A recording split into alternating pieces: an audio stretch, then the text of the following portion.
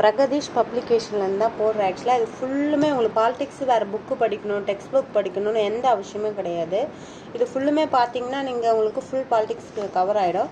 நான் short notes தான் போட்டிருக்கேன். பட் ஆனால் இது வந்து உங்களுக்கு ஃபுல்லுமே டாபிக்ஸ் வைஸ் சொல்லிட்டு ஷார்ட்டாக உங்களுக்கு சொல்கிறேன். ஆக்சுவலாக ஏன்னா வந்து நம்மளுக்கு பாலிடிக்ஸ் மட்டும் எப்பயுமே வந்து சேஞ்ச் ஆக போகிறதே இல்லை சிலபஸில். அதில் பாஸ்ட்டு நடந்தது என்னவோ அது அப்படியே தான் ஸ்டில் நம்மளுக்கு எல்லா எக்ஸாமுக்கும் ரிப்பீட் ஆகிட்டே இருக்கும். அப்போ ஒன்ஸ் நீங்கள் அதை படிச்சிங்கன்னா மற்ற சப்ஜெக்ட் நீங்கள் இப்போ கரண்ட் அஃபேர்லாம் வந்து நியூவாக வந்துகிட்டே இருக்கும். ஆனால் பாலிடிக்ஸ் நீங்கள் தரவாக படிக்கணும். ஹிஸ்ட்ரி பாலிடிக்ஸ் தரவாக படித்தா ஒன்ஸ் படித்தா அண்டர்ஸ்டாண்ட் ஆகிட்டாலே உங்களுக்கு நல்லா புரிஞ்சிட்டாலே அது ஒன்ஸ் ஃபர்கெட் ஆகாது. ஓகேங்களா? இதில் என்ன டாபிக் ஃபஸ்ட்டு கொடுத்துருக்காங்கன்னா இந்திய அரசியலமைப்பில் வரலாற்றின் தாக்கம்னு சொல்கிறாங்க. அப்போ கான்ஸ்டியூஷன் வர்றதுக்கு முன்னாடி அதோடைய என்னது எப்படி அது உருவாகிறதுக்கு ஒரு மெயின் ரீசனாக இருந்ததுன்னா ஐரோப்பியர்கள் வந்தது தான். இப்போ அவங்க ஐரோப்பிய வந்ததுக்கப்புறம் அவங்க ஒரு ஆங்கிலேய அரசு உருவானதுக்கப்புறம் அவங்க ஒரு கான்ஸ்டியூட் வந்ததுக்கு அவங்க உருவாக்குறாங்க.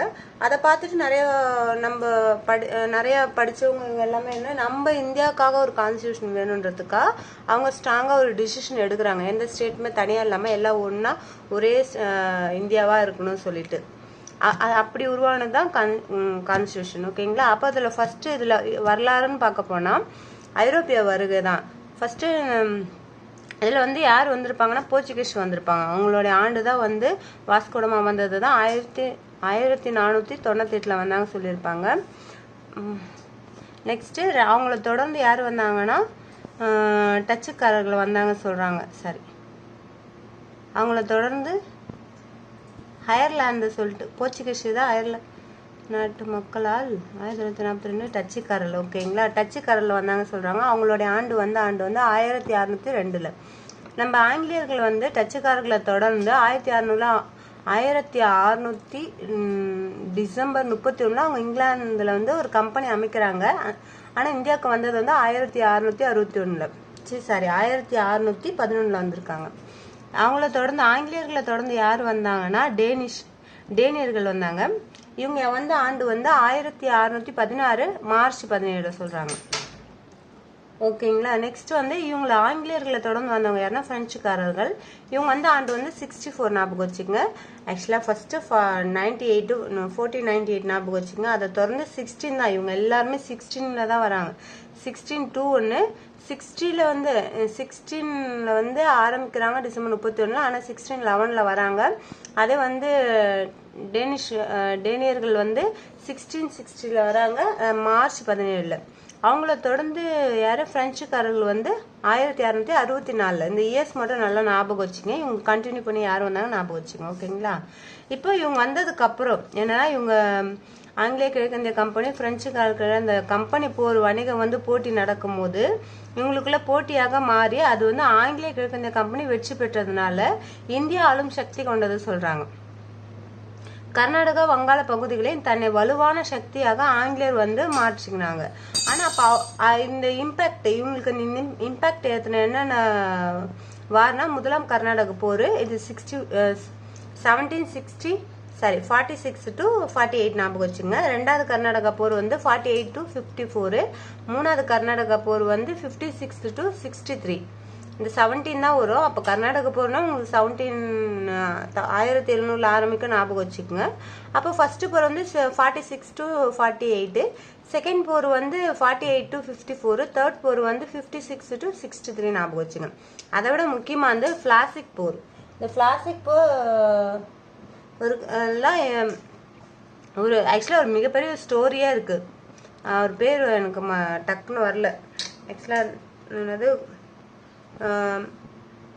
இந்த பிளாஸ்டிக் போர் வந்ததுக்கப்புறம் அந்த வங்காளத்தில் வந்து நிசாம் அவர் பேர் வந்து ஓகே அது ஸ்டோரி நான் உங்களுக்கு பிளாஸ்டிக் போர் எனக்கு நல்லா ஞாபகம் இருக்கா, நான் உங்களுக்கு ஸ்டோரி சொல்கிறேன். அப்போ இந்த போர் வந்து இதை தொடர்ந்து ரிலேட்டிவாக தான் அந்த பக்சார் போர். இந்த பக்சார் போரில் வந்து ஆங்கிலேயர் வெற்றி பெற்றதுனால என்ன பண்ணுவாங்கன்னா அவங்க அவங்களுடைய வந்து அந்த உரிமை வாங்கிக்கோங்க. அது பேர் தான் திவானி உரிமை சொல்கிறாங்க. ஆக்சுவலாக இந்த போர் முடிஞ்சது வந்து ஆங்கிலேயர் வெற்றி பெற்றது வந்து 1764 அக்டோபர் 22 சொல்லுவாங்க. ஆனால் அந்த உடன்படிக்கை அலகாபாத் உடன்படிக்கை போட்டது வந்து 1765 உடன்படிக்கை போடுறாங்க. ஓகேங்களா? நீங்கள் பிளாஸ்டிக் போர் ஞாபகம் வச்சுக்கிறது ஜூன் 23, 1757 ஞாபகம் வச்சிங்கன்னா. பக்சார் போர் வந்து 1764. உடன்படிக்கை இதில் போட்டது வந்து 65 வந்து போட்டிருப்பாங்க. 4 முடிஞ்சிருக்கும். அக்டோபர் 22 செஞ்சு. இது ஜூன் 23 வந்து முடிஞ்சிருக்கும். சரி பிளாஸ்டிக் போர் ஓகேங்களா. நெக்ஸ்ட் இப்போ இதில் என்ன சொல்கிறாங்கன்னா இந்த கம்பெனி ஆட்சி வந்து 1765 இருந்து 1858 நம்ம பெரும் புரட்சி வந்திருக்கோம் இல்லையா, அது வரைக்கும் இந்த கம்பெனி ஆட்சி தான் வந்து டைரக்டாக இந்தியா ஆண்டுன்னு இருந்துச்சு. இங்கிலாந்து வந்து இவங்க வணிகம் பண்ண வந்தாங்க, ஆனால் இவங்க தான் ஆண்டுட்டு இருந்தாங்க. இதுக்கப்புறம் ஸ்டில் என்ன சொல்கிறாங்கன்னா 1858 நவம்பர் 1 விக்டோரியா மகாராணி பேரறிக்கை வெளியிடப்பட்டது சொல்கிறாங்க. இந்த அறிக்கைனால என்ன பண்ணுறாங்க, ஆங்கிலேய கம்பெனி வந்து முடிவுக்கு கொண்டு வராங்க. இந்த கம்பெனி கிடையாது, இனிமேட்டு வந்து நாட்டை வந்து இங்கிலாந்து நேரடியாக கட்டுப்பாட்டில் வந்து ஆளப்படும் சொல்கிறாங்க. இவங்க வந்து இந்த என்னது ஆங்கிலேய அரசின் ஆட்சி இந்தியாவில் தொடர்ந்து சொல்கிறாங்க. ஆங்கிலேய அரசாங்கத்தின் ஆட்சி தொடர்ந்து சொல்கிறாங்க. அப்போ இவங்க அந்த இடத்த பிடிக்கும், இந்த போர் நடக்கும், அதுமாரி இதெல்லாம் வந்து நடக்காது சொல்லிட்டு இப்போ ஒரு இடம் வந்து கைப்பற்றுன்னு சொல்லிட்டு ஆங்கிலேய வந்து போர் பண்ணி அந்த இடம் கைப்பற்றாங்களே, அந்த மாரி நடவடிக்கை எடுக்க மாட்டாங்க. அதெல்லாம் வந்து முடிவுக்கு கொண்டு வந்துடுறாங்க. கிழக்கு இந்த கம்பெனியே வந்து முடிவுக்கு கொண்டு வராங்க. பட் அதில் இருக்க லீடர்ஸில் ஒரு சில பேர் வந்து இந்த அரசாங்கத்துக்கு கட்டுப்பட்டு விக்டோரியா மகாராணி அந்த அரசாங்கத்துக்கு கீழே வரும்னு சொல்லிட்டு சொல்லியிருப்பாங்க. நவம்பர் 1 ஞாபகம் வச்சுக்கங்க. 1858 to 40 நம்ம இண்டிபெண்டன்ஸ் கொடுத்துருப்பாங்க இல்லையா, ஆகஸ்ட் 15 இருக்கு. அது வரைக்கும் ஆங்கிலேயர் என்னது இங்கிலாந்து ஆட்சியாக இருந்திருக்கும். அதை தான் இங்கே 2 டிவைடாக சொல்கிறாங்க சாட் போட்டு. என்னன்னா இந்திய அரசியலமைப்பு சட்ட வளர்ச்சி. ஆக்சுவலாக இவங்க சில சட்டங்களை கொண்டு வராங்க இல்லையா, இவங்க இந்த சட்டங்களை கொண்டு வரதுன்னா அதை பேஸ் பண்ணி தான் நம்ம இந்தியாவும் வந்து எல்லா லீடர்ஸுமே இந்தியாவுக்காக தனி சட்டம் வேணும், அவங்க ஆட்சி பண்ணதை விட பெஸ்ட்டு கான்ஸ்டியூஷன் வேணும்னு சொல்லிட்டு 60 நாடுல இருந்து 64 லட்சம் செலவு பண்ணி இவங்க எல்லாருமே அதை ஒன்று கேதர் பண்ணி நம்மளுக்கு கான்ஸ்டியூஷன் அமைச்சிருப்பாங்க. அதை தான் சொல்லியிருப்பாங்க. இதில் என்ன வந்து இப்போ இந்த கிழக்கிந்திய கம்பெனி கொண்டு வந்த சட்டங்கள் இது இங்கிலாந்து அரசு அவங்க ஆட்சியில் இருக்கும்போது கொண்டு வந்த சட்டங்கள். அப்போ இந்தியாவில் ஃபர்ஸ்ட் ஒழுங்குமுறை சட்டம் தான் வருது 1773 ஞாபகம் வச்சுக்கோங்க. இதோட டூரேஷன் என்ன சொல்கிறாங்கன்னா 1773 to 1858 வரைக்கும் தான் கிழக்கிந்திய கம்பெனி ஆட்சி சொல்கிறாங்க. இதில் ஃபர்ஸ்ட் ஆட்சி வந்து ஒழுங்குமுறை சட்டம் 1773. பிட் இந்தியா சட்டம் வந்து 2வது வந்திருக்கு 1784. பிட் இந்தியா திருத்த சட்டம் இதில் சில கரெக்ஷன் பண்ணியிருப்பாங்க 1786 சொல்கிறாங்க. பட்டய சட்டம் ஃபர்ஸ்ட் பட்டய சட்டம் வந்து 1793. 2ஆம் பட்டய சட்டம் வந்து 1813. 3ஆம் பட்டய சட்டம் வந்து 1833. 4ஆம் பட்டய சட்டம் வந்து 1853 போச்சு. ஓகேங்களா. கிழக்கிந்திய கம்பெனி இதோட முடியுது. ஏன் இதோட முடியுதுன்னா நம்மளுக்கு பெரும் புரட்சி வந்திருக்கும் 1857. அதுக்கப்புறம் வந்து நிறைய புரட்சி நடந்ததுனால இங்கிலாந்து வந்து இதுக்கப்புறம் வந்து இந்தியா வந்து மக்கள் புரட்சி அதிகமாக இருக்கு சொல்லிட்டு நாடு வந்து மக்களுக்கு ஃபேவரட்டாக இருக்கணும், அவங்களுக்கு இதுவாக இருக்கணும்னு சொல்லிட்டு அவங்க இங்கிலாந்து ஆட்சி கொண்டு வந்திருப்பாங்க ராணி. இப்போ இங்கிலாந்து ஆட்சி வந்ததுக்கப்புறம் என்ன சட்டம் ஃபர்ஸ்ட் வந்ததுன்னு சொல்லியிருப்பாங்க பாருங்க. இது ஆக்சுவலாக இம்பார்ட்டன் வந்து நீங்கள் பார்க்கணும்னா 1935. ஏன்னா இந்திய அரசு சட்டம் நிறைய கான்ஸ்டியூஷன் இதில் வந்து கொண்டு வந்திருப்பாங்க. அதை பேஸ் பண்ணி அதை கண்டினியூ ஃபாலோ பண்ணி நம்ம கான்ஸ்டியூஷன் வந்து லீடர்ஸ் நிறைய பேர் ஃபாலோ பண்ணி இருமா.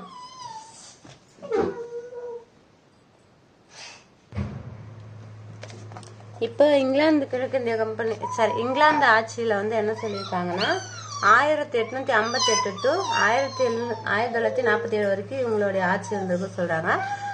இந்த இங்கிலாந்து ஆட்சி டைரக்டாக நடக்கும்போது என்ன சட்டம் வந்துச்சுன்னா இந்திய அரசு சட்டம் சொல்கிறாங்க. இந்த இந்திய அரசு சட்டம் வந்து 1854. 2வது இந்தியா கவுன்சில் சட்டம் என்ன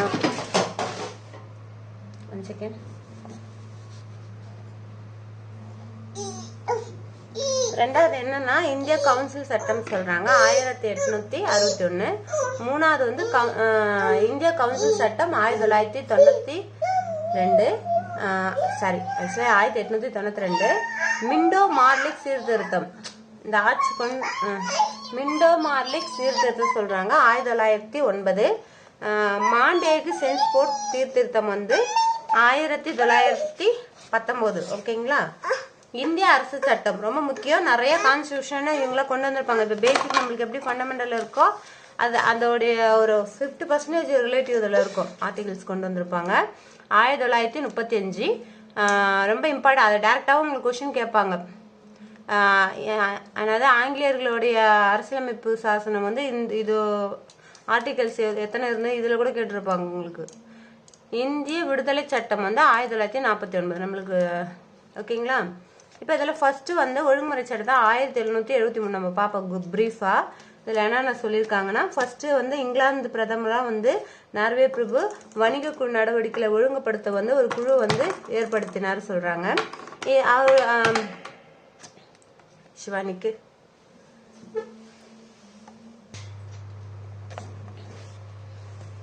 அப்போ வந்து குழுவை பரிந்துரைத்து வந்து இப்போ அவர் பரிந்துரைத்தபடி இச்சட்டம் வந்து இயற்றப்பட்டது சொல்றாங்க.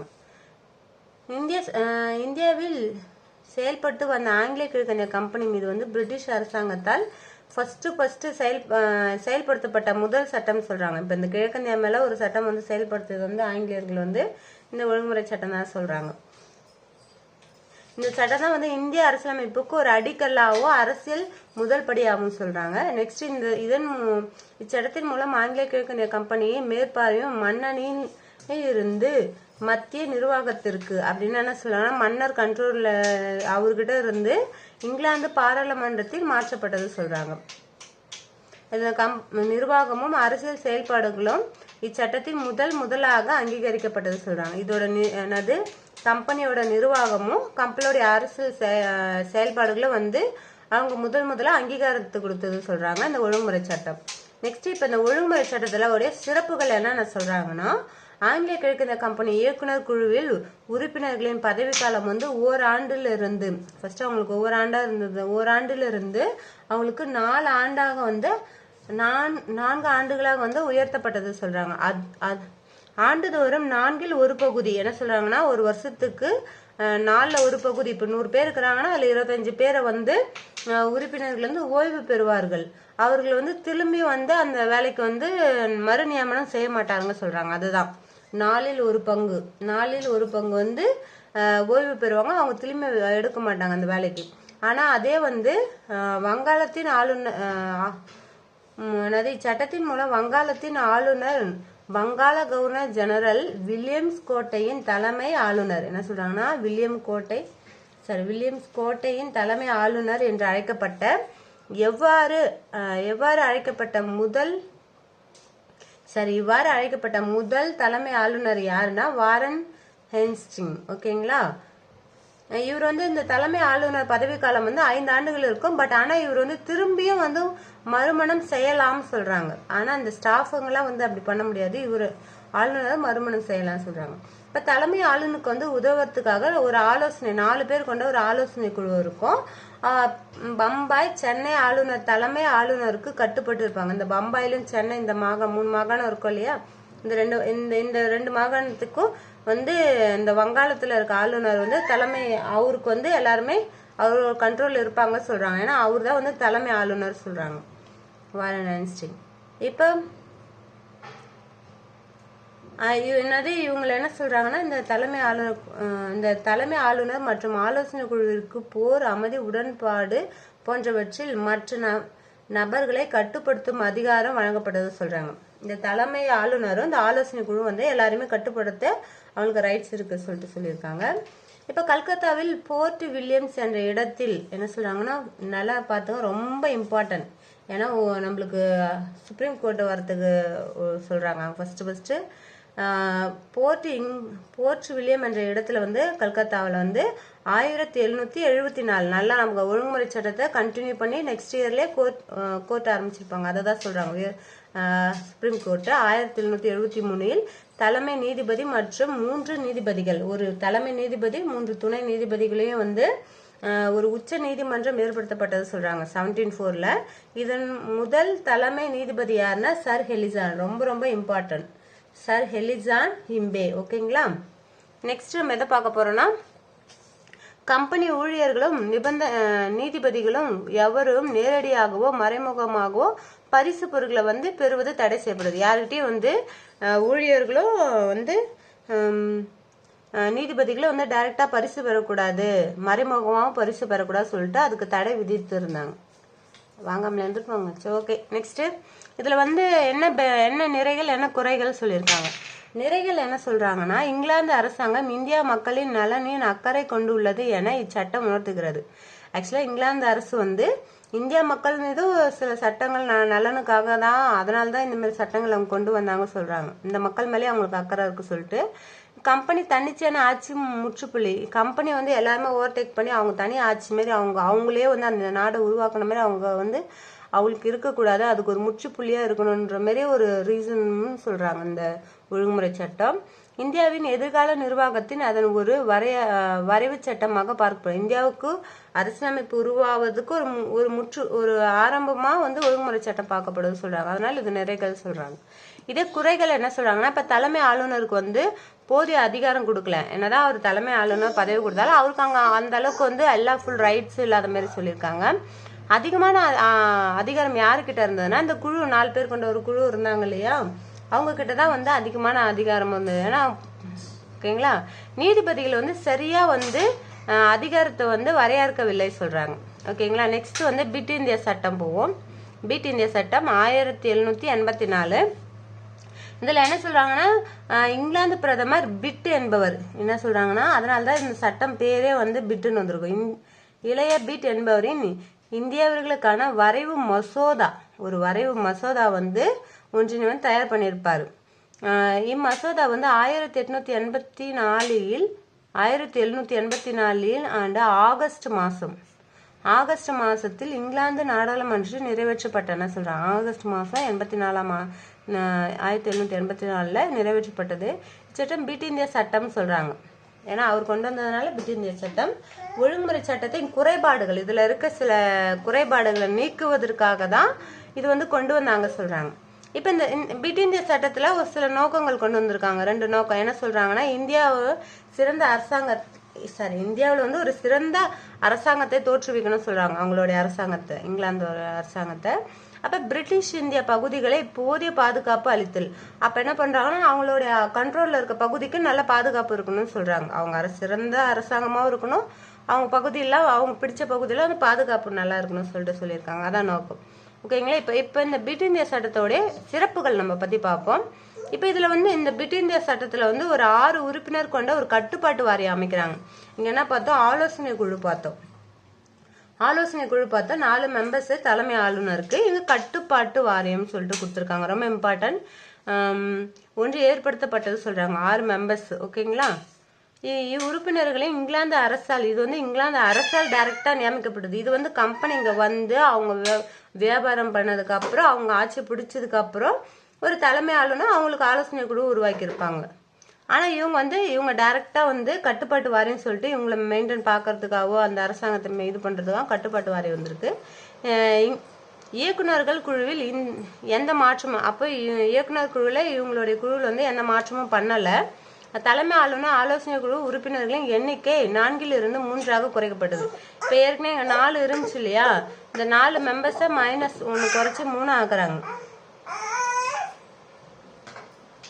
நெக்ஸ்ட் என்ன சொல்றாங்கன்னா, இயக்குனர் குழுவின் கீழ் வணிக நடவடிக்கைகளும், இப்ப இந்த குழு இருக்கு இல்லையா, இந்த 3 மெம்பர்ஸ் ஆக்குனாங்க இல்லையா, இவங்க கிட்ட வந்து வணிகத்தோட கண்ட்ரோல் இருந்தது. இந்த கட்டுப்பாட்டு வாரியத்துக்கு அரசியல் நடவடிக்கைகளும் அதில் மேற்கொள்வதோ, அதில் சட்ட வழிகளை செய்வதையோ, அதில் ஒரு விதமான இரட்டைத்தன்மை ஆட்சி இருந்தா. அப்ப என்ன பண்றாங்க, வணிக பிசினஸ் ஒரு பக்கம் ஒருத்தவங்களோட கண்ட்ரோல்லையும், அரசாங்கம் நடத்தா அது ஒரு கண்ட்ரோல்லையும் போயிருந்தா. அப்ப என்ன ஆச்சுன்னா, இங்க 2 ஆட்சி முறை மாரி இருந்தது தான் சொல்றாங்க. இரட்டை ஆட்சி தன்மை இச்சட்டத்தில் காணப்படுது சொல்றாங்க. பிட் இந்தியா சட்டம் வந்து இரட்டை ஆட்சி.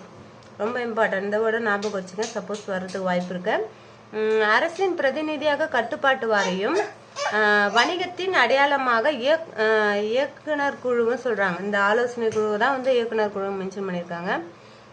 இந்தியாவில் ஆங்கிலேய கிழக்கிந்திய கம்பெனி நிர்வாகம் செய்த பகுதியில் பிரிட்டிஷ் இந்திய பகுதிகள், ஆங்கிலேய ஆட்சி பண்ண பகுதி வந்து பிரிட்டிஷ் இந்திய பகுதி சொல்றாங்க. Okay, next one, fit India திருத்த சட்டம். இந்த வேர்ட்லயே இருக்கு திருத்த சட்டம். அப்ப கரெக்ஷன் பண்ணியிருப்பாங்கன்னு அர்த்தம். ஓகேங்களா, பார்க்கலாம். இந்த திருத்த சட்டத்தின்படி தேவை ஏற்பட்டால் ஆலோசனை குழு என்ன சொல்றாங்கன்னா, தேவை ஏற்பட்டால், ஆக்சுவலா இதுக்கு முன்னாடி ஃபர்ஸ்ட் ஒழுங்குமுறை சட்டத்துல குழுவுக்கு தான் அதிக அதிகாரம் இருந்தது. 2வது சட்டத்துல அவங்கள ஓரளவுக்கு பிரிக்கிறாங்க. அவங்க 50% அதிகாரம் மாரி என்ன பண்றாங்க, அவங்கள வந்து வணிகத்துக்கு மட்டும் கண்ட்ரோல் கொடுத்துட்றாங்க. மூணாவது பிட் இந்தியா திருத்த சட்டத்தில் அவங்கள வேணும்னா அவங்க அதிகமாக, அவங்க வேணான்னா தலைமை ஆளுநர் நினச்சி அவங்கள எடுத்துடலான்ற மாதிரி ஒரு அதிகாரம் கொடுத்துருப்பாங்க. தலைமைக்கு அதிகாரம் அதிகரிச்சிருக்கும். இப்போ தலைமை ஆளுநரின் இப்போ செகண்டாக யார் வராங்கன்னா காரன்ஸ் வாலிஸ் பிரபு தான் வந்து தலைமை ஆளுநராக வராது. இப்போ நம்ம குடியரசுத் தலைவர் சொல்லுவோம் இல்லையா, அதே மாதிரி தான் இவர்.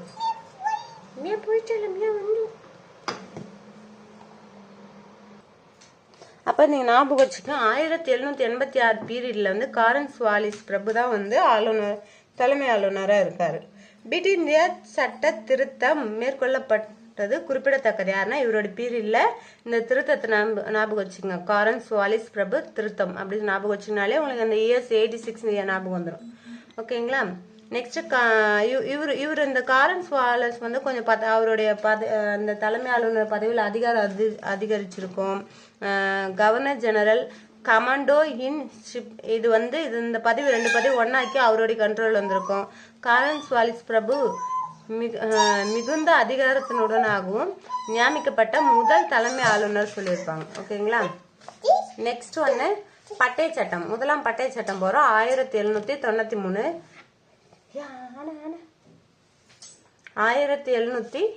1793 முதலாம் பட்டய சட்டம். மொத்தம் 4 பட்டய சட்டம் இருக்கும். ஓகேங்களா? அதுக்கப்புறம் தான் இங்கிலாந்து ஆட்சி வந்துடும். ஓகேங்களா? இதுல ஃபர்ஸ்ட் பட்டய சட்டத்துல என்ன சொல்றாங்கன்னா, எல்லா பட்டய சட்டமே வந்து வணிக உரிமை ஒவ்வொரு டைமும் அந்த 20 ஆண்டுக்கு வந்து எங்களுக்கு வணிக உரிமை இத்தனை இதுக்கு அவங்க லீகல்ஸா வாங்கியிருப்பாங்க. அதுதான் பட்டய சட்டம் சொல்லுவாங்க. 20 ஆண்டுகள். இப்போ இந்தியா முதல் கவர்னர் ஜெனரலா வந்து மாகாணங்களின் அதிகாரங்களை இன்னும் அதிகரிச்சாங்க. இந்த பட்டய சட்டத்துல அந்த ஆளுநருக்கு இன்னும் அதிகாரம் அதிகரிச்சிருப்பாங்க. உயர் அதிகாரிகள் என்ன சொல்றாங்கன்னா, இங்கிலாந்துல இருந்து உயர் அதிகாரிகள் கீழ்கண்ட 2 நில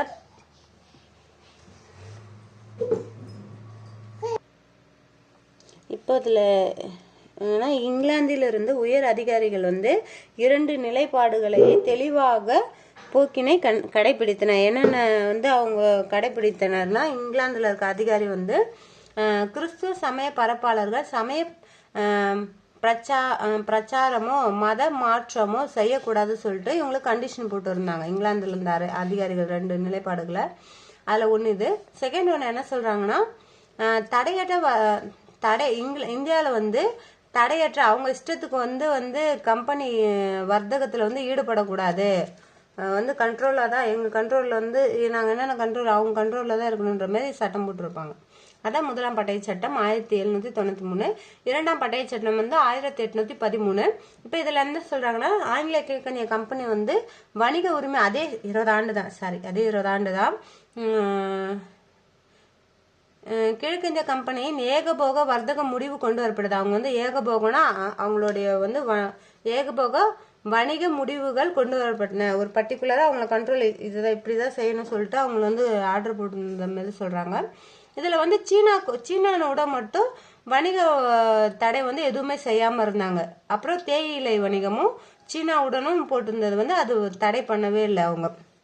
ஓகேங்களா? அது கண்டினியூ ஆயிடுச்சு. மற்ற எல்லா வணிகமும் ஒரு வர்த்தக முடிவுக்கு ஒரு கண்ட்ரோலுக்கு கொண்டு வந்தாங்க சொல்லிட்டு சொல்றாங்க கிழக்கிந்திய கம்பெனில.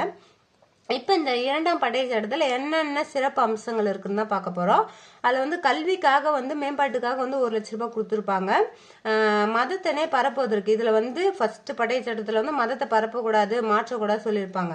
ஆனா இதுல என்ன சொல்லியிருக்காங்கன்னா, மதத்தினை பரப்புவதற்கு பிரிட்டிஷ் இந்தியாவுக்குள் நுழைவதற்கும் வந்து அனுமதி வழங்கியது சொல்றாங்க. ஓகேங்களா? அதே இங்கிலாந்து நாட்டு வியாபாரிகளும் என்ன சொல்றாங்கன்னா, இங்கிலாந்து நாட்டு வியாபாரிகளும் மத போதகர்களும் யாருக்கிட்ட இந்த 6 பேர் மெம்பர்ஸ் கொண்ட ஒரு குழு அமைச்சிருப்பாங்கல்ல, கட்டுப்பாட்டு வாரியம். எங்கன்னா இந்த பிட் இந்தியா ஃபர்ஸ்ட் இந்த 84ல பிட் இந்தியா சட்டம் கொண்டு வந்து ஒரு கட்டுப்பாட்டு வாரியம் 6 மெம்பர்ஸ் இருப்பாங்க. அவங்க கிட்ட வந்து பர்மிஷன் வாங்கிட்டு அவங்க கிட்ட அனுமதி வாங்கிட்டு வந்து இந்தியாவுக்குள்ள வந்து வசிக்க அனுமதிக்கலாம் சொல்றாங்க. 2 பேர் யாருன்னா, ஒன்று மத போதகர், இன்னொன்று நாட்டு வியாபாரிகள். இந்த வியாபாரம் பண்ணுவாங்க இல்லையா, அவங்க சின்ன சின்ன வியாபாரம் பண்றவங்க. ஓகேங்களா? இக்கம்பெனி இந்திய வருமானத்தை எவ்வாறு செலவிட வேண்டும் என இந்த இரண்டாம் பட்டய சட்டம் வந்து இந்தியாவில் அந்த வருமானத்தை வந்து எப்படி செலவிடணும்னு சொல்லிட்டு விதிமுறைகள் வச்சிருந்தாங்க, நிபந்தனை பண்ணியிருந்தாங்க. நெக்ஸ்ட் ஆனா ராணுவத்துக்கு மட்டும் உச்சபட்சமா செலவுக்கு வந்து அதிகமா வந்து வரம்பு வந்து அவங்க அதிகமா வச்சிருந்தாங்க, அதிகமா செலவு பண்ணாங்க சொல்றாங்க. இப்போ வந்து இந்த ராணுவத்துக்கு ஆள் எடுக்கிறது என்ன சொல்றாங்கன்னா, அரசு பணிக்கும் ராணுவத்துக்கும் ஆள் எடுக்கிறதுக்கு என்ன பண்ணியிருந்தாங்கன்னா ஒரு பயிற்சி நிறுவனம் இருந்ததுன்னு சொல்றாங்க. அது அனைத்து மேற்பார்வை குழுவின் கட்டுப்பாட்டின் மேற்பார்வையை வந்து குழுவின் கட்டுப்பாட்டின் கீழ் வந்து வந்தது சொல்லியிருக்காங்க. ஓகேங்களா. இப்போ 3வது பட்டய சட்டத்தை பத்தி பார்க்க போறோம் இல்லையா. ரொம்ப இம்பார்ட்டன்ட். இந்த கல்விக்காக 1 லட்ச ரூபாய் கொடுத்துருப்பாங்க இல்லையா, அதை ஞாபகம் வச்சுக்கணும். மதத்துக்கு வந்து அப்புறம் வியாபாரிகளுக்கு அனுமதி வந்து கட்டுப்பாட்டு மூலமா வந்தது. அதே ஃபர்ஸ்ட் பட்டய சட்டத்துல இருந்து இதுல ரெண்டுமே வந்து அனுமதி இல்லை சொல்லியிருந்தாங்க. ஓகேங்களா. வியாபாரத்துக்கு தடையற்றனா அவங்க இஷ்டத்துக்கு போல வியாபாரம் பண்ண முடியாம. ஓகேங்களா. 3வது பட்டய சட்டம் பார்ப்போம். 1833. ஓகேங்களா. அதுவும் 20 ஆண்டுகள் நீடிச்சிருப்பாங்க. வங்காள கவர்னர் ஜெனரல் வந்து அப்பதான் வந்து இந்திய கவர்னர் பேர் மாத்துறாங்க. நேம் சேஞ்ச் அப்படியே ஷார்ட்டா நேம் ஞாபகம் வச்சுக்கோங்க. 3rd இது வந்து கல்வி ஞாபகம் வச்சுக்கோங்க. ஓகேங்களா. எஜுகேஷன் கல்வி ஞாபகம் வச்சுக்கோங்க. இது மதம், இதுல மதம் அலோடு. ஓகேங்களா. மதம் அலோட் பண்ணுவாங்க அவங்க போதனை பண்றதுக்கு. இதுல தடை பண்ணியிருப்பாங்க. ஓகேங்களா. பிசினஸ்க்கு அதுக்கு ஒரு ஞாபகம் வச்சுக்கோங்க. ஃபர்ஸ்ட் 2வது எஜுகேஷனுக்கு, 3வது வந்து நேம் சேஞ்ச் பண்ணியிருப்பாங்க. வங்காள கவர்னர் ஜெனரலா இருந்ததுன்னா இந்திய கவர்னர் ஜெனரலா பேர் மாத்திருப்பாங்க என்று அழைக்கப்பட்டது சொல்றாங்க. இவ்வாறு இந்தியாவின் கவர்னர் ஜெனரல் என்று அழைக்கப்பட்ட முதல் நபர் யாருன்னா வில்லியம் பெண்டிங். இது 3வது. நம்ம ஃபர்ஸ்ட் ஒரு பேர் பார்த்தோம். என்ன பேரு? Warren Hasting. வாரன் ஹேஸ்டிங் பார்த்தோம் ஒழுங்குமுறை சட்டையில. திருத்த சட்டத்துல யாரை பார்த்தோம்? காரன்ஸ்வாலிஸ் பிரபு பார்த்தோம். 3வது பேர் யார் பார்க்கணும்? வில்லியம் பெண்டிங் பார்க்கறோம். ஞாபகம் வச்சுங்க. வில்லியம் பெண்டிங் வந்து இந்தியாவின் கவர்னர் ஜெனரல். காரன்வாலிஸ் வந்து 2 பதவி வந்து அவருடைய ஒருங்கிணைச்சு வச்சிருந்திருப்பாரு. ஓகேங்களா. திருத்த சட்டத்துல வருவார் அவருக்கு. ஓகே. நெக்ஸ்ட் வில்லியம் பெண்டிங்ஸ் பிரபு ஆவார். தலைமை ஆளுநரின் ஆலோசனை குழுவின் 4வதாக சட்ட பணிக்காக ஒரு உறுப்பினர்கள் சேர்க்கப்பட்டதை சொல்றாங்க. நீக்கினாங்க. இப்ப +1 சேர்க்கிறாங்க. என்னன்னா சேர்க்கிறாங்க. என்னது? இந்த ஆலோசனை குழுல வந்து ஒரு நபரை சேர்க்கிறாங்க. ஏற்கனவே ஒரு வாட்டி நீக்கி இருப்பாங்க இல்லையா ஒரு நபரை. எதுல நீக்கி இருப்பாங்க? ஆக்சுவலா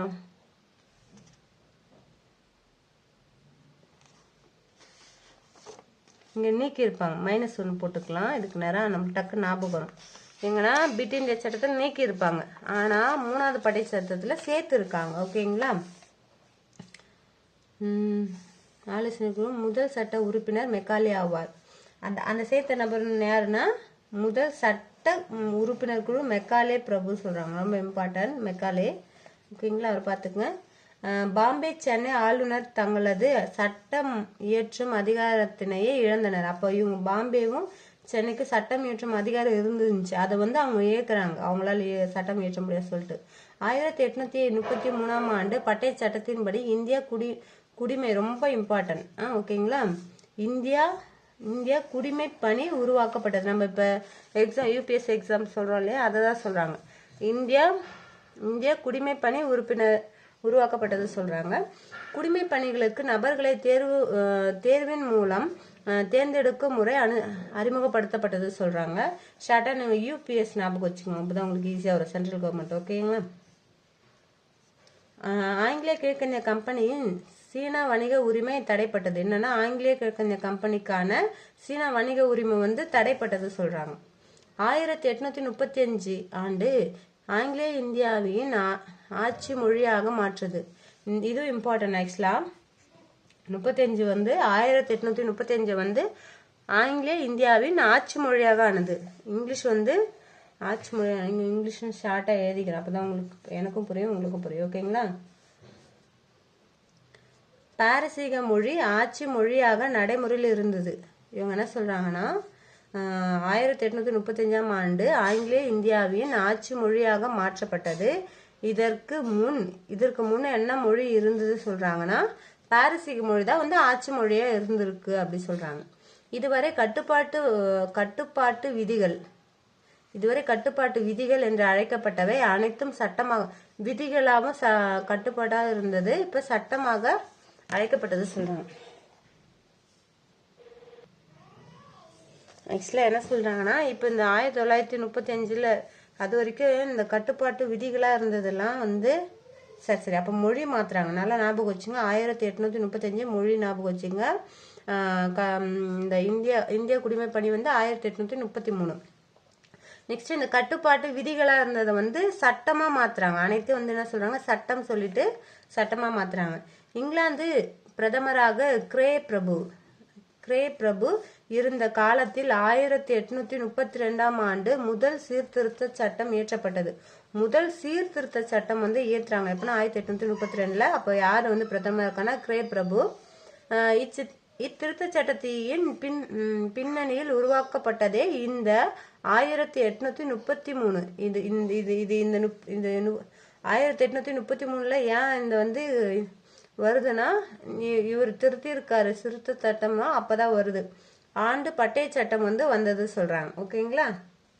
இந்தியாவில் குடியேறும் ஐரோப்பியர்கள் தங்களது பதிவு செய்து கொள்ள வேண்டும். இந்தியாவுக்குள்ள போறவங்க எல்லாருமே வந்து இங்கிலாந்துல பதிவு செய்து வைக்கணும்னு சொல்றாங்க. மேலும் அவர்கள் இந்தியவர்களுக்கு எவ்வித இடையூறுகளும் தரக்கூடாது. அப்போ என்னன்னா, இந்தியர்களுக்கு வந்து ரொம்ப இம்பார்ட்டன்ட், இடையூறுகள் தரக்கூடாது வலியுறுத்தப்பட்டது. பம்பாய்கள் கல்கத்தா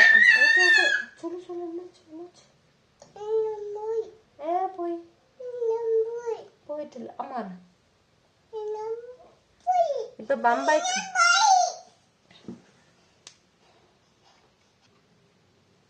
என்ன சொல்றாங்கன்னா, பம்பாயிலும் கல்கத்தாவிலையும் கிறிஸ்தவர்களுக்காக அவங்களோட நலனுக்காக பிஷப்களை வந்து நியமனம் செய்தனர் சொல்றாங்க. பிஷப்ஸ்னா ஃபாதர்கள் சொல்லுவோம் இல்லையா நம்ம சர்ச்சில், அவங்க தான் நினைக்கிறேன், பட் ஷோராக தெரியல, பார்த்துக்குவேன். நெக்ஸ்ட் பட்டய சட்டம் வந்து லாஸ்ட் பட்டய சட்டம் 1853 வருது. ஆங்கிலேய கிழக்கிந்திய கம்பெனி வந்து என்ன சொல்றாங்கன்னா, ஆங்கிலேய கிழக்கிந்திய கம்பெனி வந்து ஆட்சியில் வெளியிடப்பட்ட கடைசி பட்டய சட்டங்கள் இதுவாகும்னு சொல்றாங்க. ஆங்கிலேய கிழக்கிந்திய கம்பெனிக்கு சலுகைகள் வழங்கும் அதிகாரம் நீக்கப்பட்டது. அவங்களுக்கு சலுகை வழங்கும் அதிகாரம் வந்து நீக்கப்பட்டது சொல்றாங்க. சலுகை. ஓகே. நெக்ஸ்ட் இதுல என்ன சொல்றாங்கன்னா, 1853 ஆண்டு பட்டய சட்டமானது கம்பெனியின் அதிகாரத்தினையே பிரிட்டிஷ் மன்னருக்கு கம்பெனி அதிகாரம் வந்து பிரிட்டிஷ் மன்னருக்கு வந்து மாற்றுவதற்கான வழியை வகுத்தது என கூறலாம். இந்த சட்டம் வந்து கம்பெனியோட அதிகாரத்தை வந்து பிரிட்டிஷ் மன்னருக்கு வந்து மாற்றுவதற்கு வந்து வழி வகுத்ததே வந்து இந்த பட்டய சட்டம் 1853 சொல்லிட்டு சொல்றாங்க. ஓகேங்களா. வங்காள சட்டமன்றம் இந்திய சட்டமன்றமாக மாற்றம் பெற்றது. வங்காளத்துல இருந்தது வந்து இந்தியாவுடைய சட்டமன்றம், இந்தியா ஓவரால் எல்லாத்துக்குமே வந்து சட்டமன்றம் சொல்லிட்டு மாற்றப்பட்டது சொல்றாங்க. இந்தியா சட்டமன்றமாக மாற்றப்பட்டது சொல்றாங்க. ஓகேங்களா. இந்தியா சட்டமன்றம். ஓகேங்களா.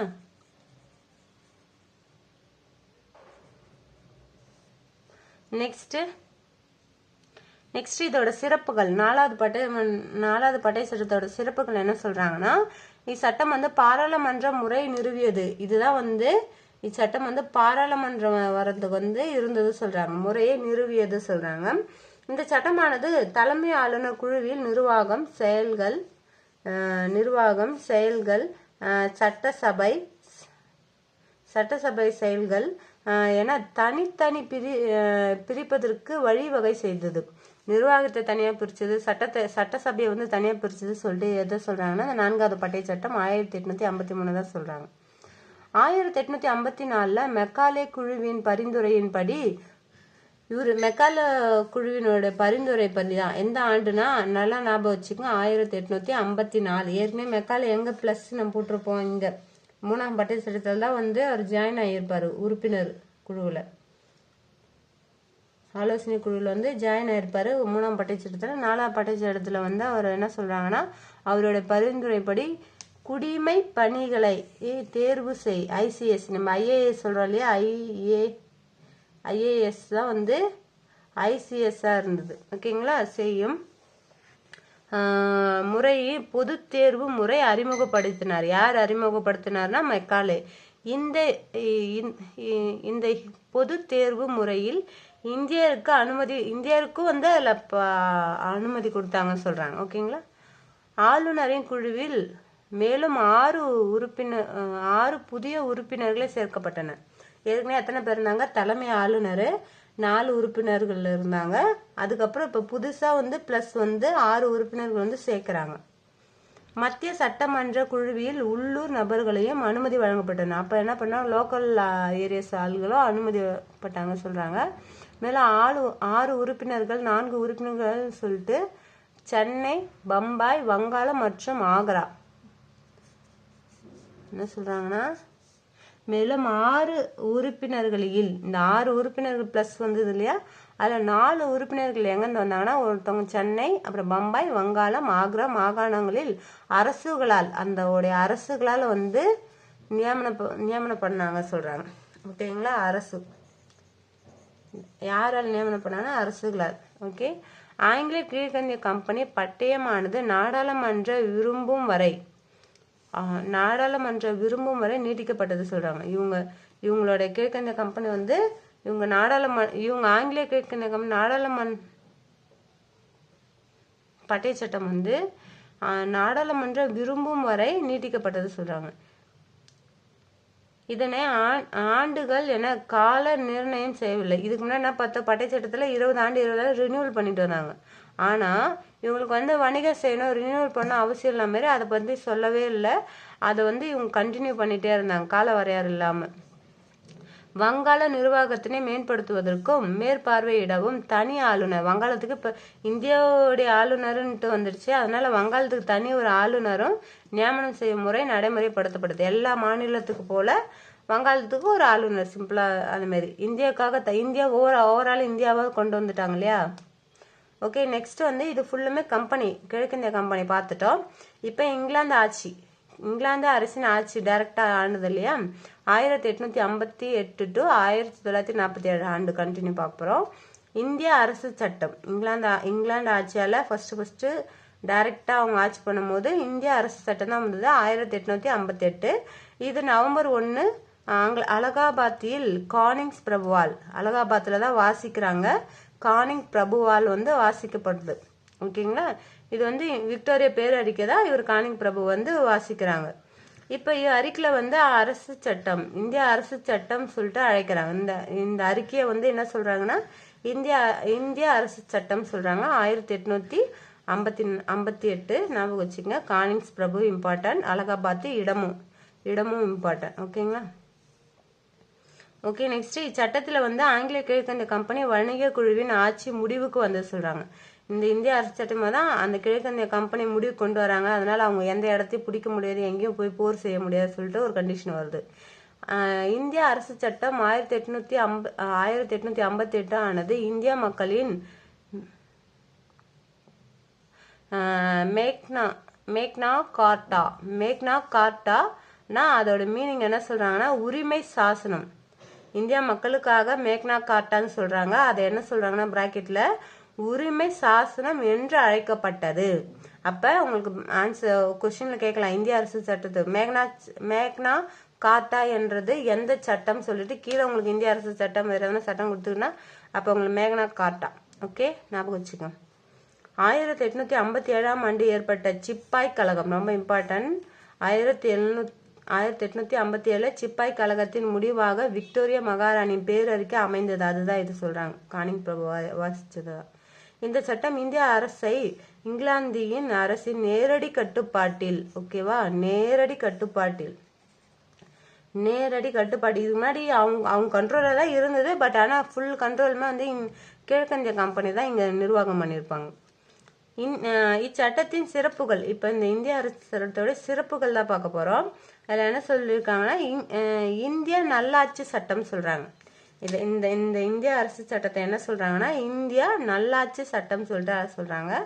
இந்திய அரசு சட்டம் 1858 ஆண்டு மற்றொரு பெயர் என்னன்னா இந்திய நல்லாட்சி சட்டம். ரொம்ப இம்பார்ட்டன்ட். இந்திய நல்லாட்சி சட்டம் வந்து 1858 அதை தான் வந்து சொல்றாங்க. இந்த பேரறிக்கை 3 பாயிண்ட் நம்ம வச்சுலாம். அது பேரறிக்கைன்னு சொல்லலாம், இந்திய அரசு சட்டத்தை சொல்லலாம், இந்தியா நல்லாட்சி சட்டமும் சொல்லலாம். அப்படின்னா மேக்னா கார்ட்டா, ஓகேங்களா, அதோட மீனிங் சொல்லிட்டு சொல்லலாம். ஓகே என்று அழைக்கப்பட்டது. நெக்ஸ்ட், இந்திய சட்டத்தின் பிறகு இந்தியாவின் கவர்னர் ஜெனரல் இனி இந்தியா வைஸ்ராய். இதெல்லாம் ஃபர்ஸ்ட் மாத்துறாங்க. இங்கிலாந்து அரசு ஆட்சி வரும்போது தான் அந்த கவர்னர்ன்ற பதவி வேண்டாம், தூக்கி போட்டு அதுக்கு பேரே டோட்டலா மாத்துறாங்க. வைஸ்ராய் சொல்லிட்டு மாத்துறாங்க. ஓகே, இது ரொம்ப இம்பார்ட்டன்ட். வைஸ்ராய் சொல்லிட்டு மாத்துறாங்க. அல்லது இந்திய அரசு பிரதிநிதி, வைஸ்ராய் சொல்லலாம். வைஸ்ராய் கவர்னரை வைஸ்ராய மாத்துறாங்க. இல்லைன்னா அது ஆல்டர்னேட்டிவ் இன்னொரு பேர் என்ன சொல்றாங்கன்னா இந்திய அரசு பிரதிநிதி, டைரக்டா இந்திய அரசு பிரதிநிதி சொல்லிட்டு அழைக்கப்படுவார் என்று குறிப்பிடப்பட்டுள்ளது. இவ்வாறு அழைக்கப்பட்ட முதல் அரச பிரதிநிதி யாருன்னா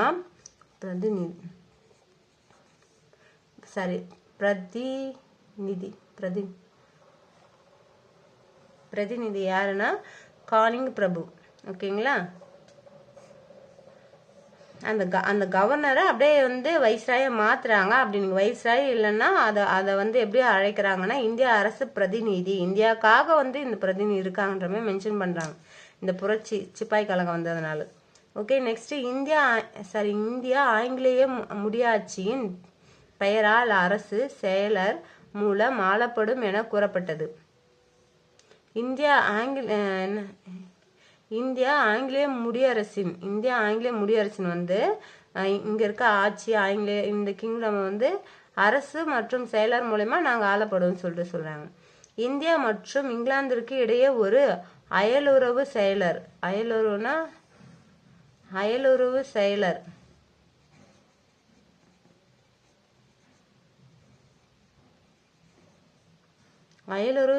நியமிக்கப்பட்டார். இவ்வாறு நியமிக்கப்பட்ட முதல் அயலுறவு செயலர் யாருன்னா சர் சார்லஸ்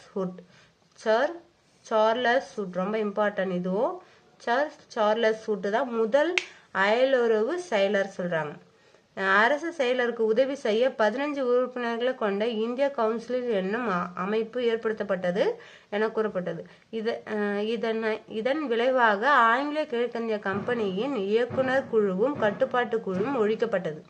என்ன சொல்றாங்கன்னா இவங்க கம்பெனி ஆட்சி இருக்கும்போது ஃபர்ஸ்ட் ஆலோசனை குழு, ஆளுநருக்கு ஒரு தலைமை ஆளுநர், 4 ஆலோசனை குழு உறுப்பினர் இருப்பாங்க. அப்புறம் 1 மைனஸ் பண்ணிருப்பாங்க.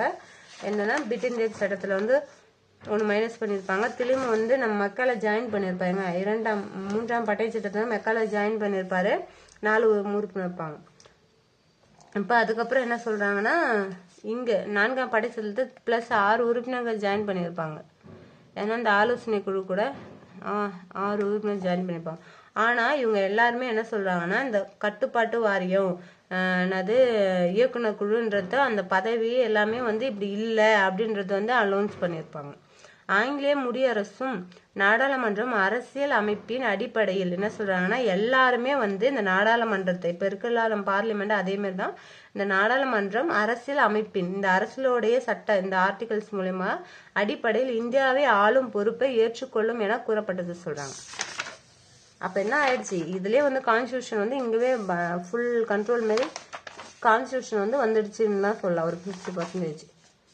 கிழக்கிந்திய கம்பெனி படை கலைக்கப்பட்டது. என்னன்னா இந்த எல்லாம் அவங்களுக்கு இந்த பகுதியை பிடிப்பாங்க இல்லையா, அவங்க வந்து ராணுவ படை வச்சிருந்தாங்க இல்லையா, அது மாதிரிலாம் இருக்கக்கூடாது, எந்த பிளேஸும் பிடிக்கக்கூடாது சொல்லிட்டு அவங்களுடைய படைகள் எல்லாமே இங்கிலாந்து அரசின் வந்து இங்கிலாந்து அரசு படையோடு இணைக்கப்படும் என அறிவிக்கப்பட்டது. இங்க படையெல்லாம் இருக்காது, எங்களோட அரசு கூட நாங்க படையை எங்களை சேர்த்துக்குவோம் அதை சொல்லிட்டாரு. இந்தியாவில் உள்ள ஆங்கிலேயருக்கு சொந்தமான பகுதிகளை மேலும் விரிவுபடுத்தும் நோக்கம் இல்லை.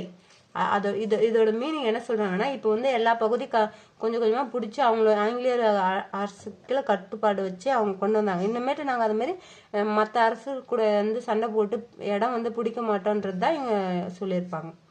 1861 அமைக்கப்படும் சட்டமன்றத்தில் என்ன சொல்றாங்கன்னா 1861 அமைக்கப்படும் சட்டமன்றத்தில் இந்திய பிரதிநிதிகள் நியமிக்கப்படுவார்கள்.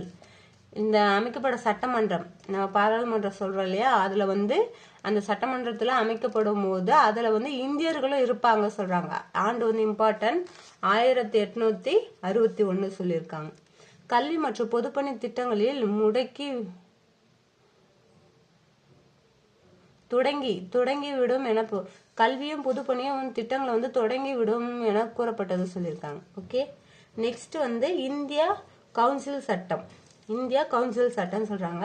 இதுல என்ன சொல்லியிருக்காங்கன்னா இந்திய கவுன்சில் சட்டத்தின் விளைவாக 1861 ஆண்டு ஜூன் மாதம் 1861ஆம் ஆண்டு ஜூன் 6ஆம் தேதியில வந்து இங்கிலாந்து பாராளுமன்றத்தில் மசோதாவா தாக்கல் செய்யறாரு. யாரு தாக்கல் செய்யறாருன்னா இந்த அயலுறவு செயலரா வந்தார். யாருன்னா சர் சார்லஸ் வுட்ஸ் ஆவார். வைஸ்ராயின் நிர்வாக குழுவிலிருந்து உறுப்பினர்களின் எண்ணிக்கை 4 5 உயர்த்தப்பட்டது. 4 5 உயர்த்தப்பட்டது சொல்றாங்க. அரச பிரதிநிதி நிர்வாக குழு மத்திய சட்டமன்றம் விரிவுபடுத்தப்பட்டது. இப்ப பார்லிமெண்ட் அதை ஏற்கனவே ஆரம்பிச்சிருப்பாங்க, அதை விரிவுபடுத்துறாங்க சொல்றாங்க. 6 முதல் 12 வரையிலான கூடுதல் உறுப்பினர்களை வைஸ்ராய் நியமித்துள்ள அதிகாரிகள் வழங்கப்பட்டது. 4 5 ஆக்குறாங்க. திரும்ப ஓகே 6 முதல் 12 வரை கூடுதல் உறுப்பினர் எக்ஸ்ட்ரா 6 முதல் 12 வரை கூடுதல் உறுப்பினர்களே வைஸ்ராய் நியமித்து கொள்ள அதிகாரம். வேணும்னா அவங்க வந்து எக்ஸ்ட்ரா உறுப்பினர்கள் சேர்த்துக்கலாம் சொல்லிட்டு அதிகாரம் சொல்றாங்க. கூடுதல் உறுப்பினர் இந்தியாவின் பெரும்பாலானோர்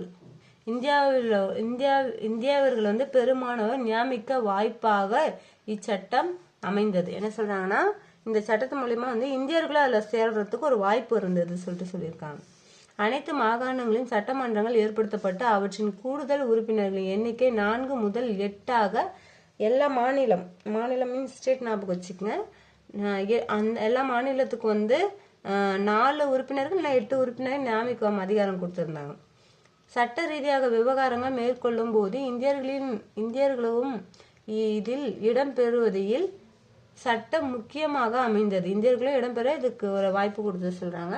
இந்த சட்டமன்றம் அதிகாரம் வழங்கும் கொள்கை பின் வந்த காலங்களில் குறிப்பாக 1937 இந்த 1937 மாகாணங்களுக்கு முழுமையான சுயாட்சி வழங்க வழிவகுத்தது. இப்ப எல்லாமே சென்ட்ரல் கவர்மெண்ட் கண்ட்ரோல் இருந்தது இல்லையா, ஆனா வந்து சட்டமா அவங்க மட்டும்தான் ஏற்றிருந்தாங்க. ஆனா இவங்க என்ன கேட்குறாங்க, எங்களுக்கும் சில சட்டங்கள் ஏற்ற அதிகாரம் வேண்டும்னு சொல்லி கேட்கும் போது இவங்களுக்கு அது சட்டம் சுயாட்சி வழங்க அவங்க வந்து சுயாட்சி அவங்க வந்து முழுமையாக சுயேட்சையை மாகாணங்களுக்கு முழுமையான சுய ஆட்சியை வழங்க வழிவகுத்து சொல்றாங்க. ஆண்டு வந்து 1937 ஞாபகம் வச்சுக்கோங்க. நெக்ஸ்ட் இச்சட்டத்தின் தொடர்பாக இந்தியா கவுன்சில் சட்டம் ஞாபகம் வச்சுக்கோங்க. 1861 இதெல்லாம் வந்து இந்தியர்கள் அதிகமா ஜாயின் ஆகுறாங்க.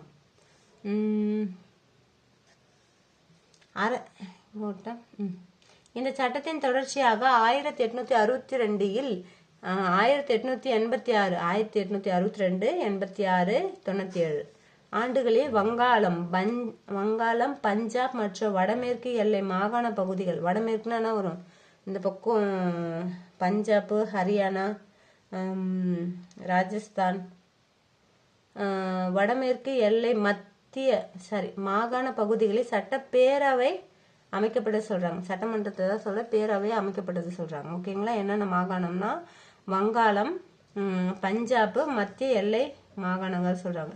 வடமேற்கு எல்லை மாகாணங்கள். ஆண்டு வந்து 62 86 97. ஓகே. அவசர காலத்தில் சட்டமன்றத்தின் ஒப்புதல் இன்றி 6 மாதங்களுக்கு செல்லுபடியாகும் அவசர ஆணை பிறப்பிக்க வைஸ்ராய்களுக்கு அதிகாரம் வழங்கப்பட்டது. இப்போ வந்து அது 123 நினைக்கிறேன் அந்த ஆர்டிகல்ஸ். குடியரசுத் தலைவர் வந்து அவசர சட்டம் பிறப்பிப்பாரு, அதுதான் நினைக்கிறேன் ஆர்டிகல். டவுட்டா நீங்க பாத்துக்கங்க.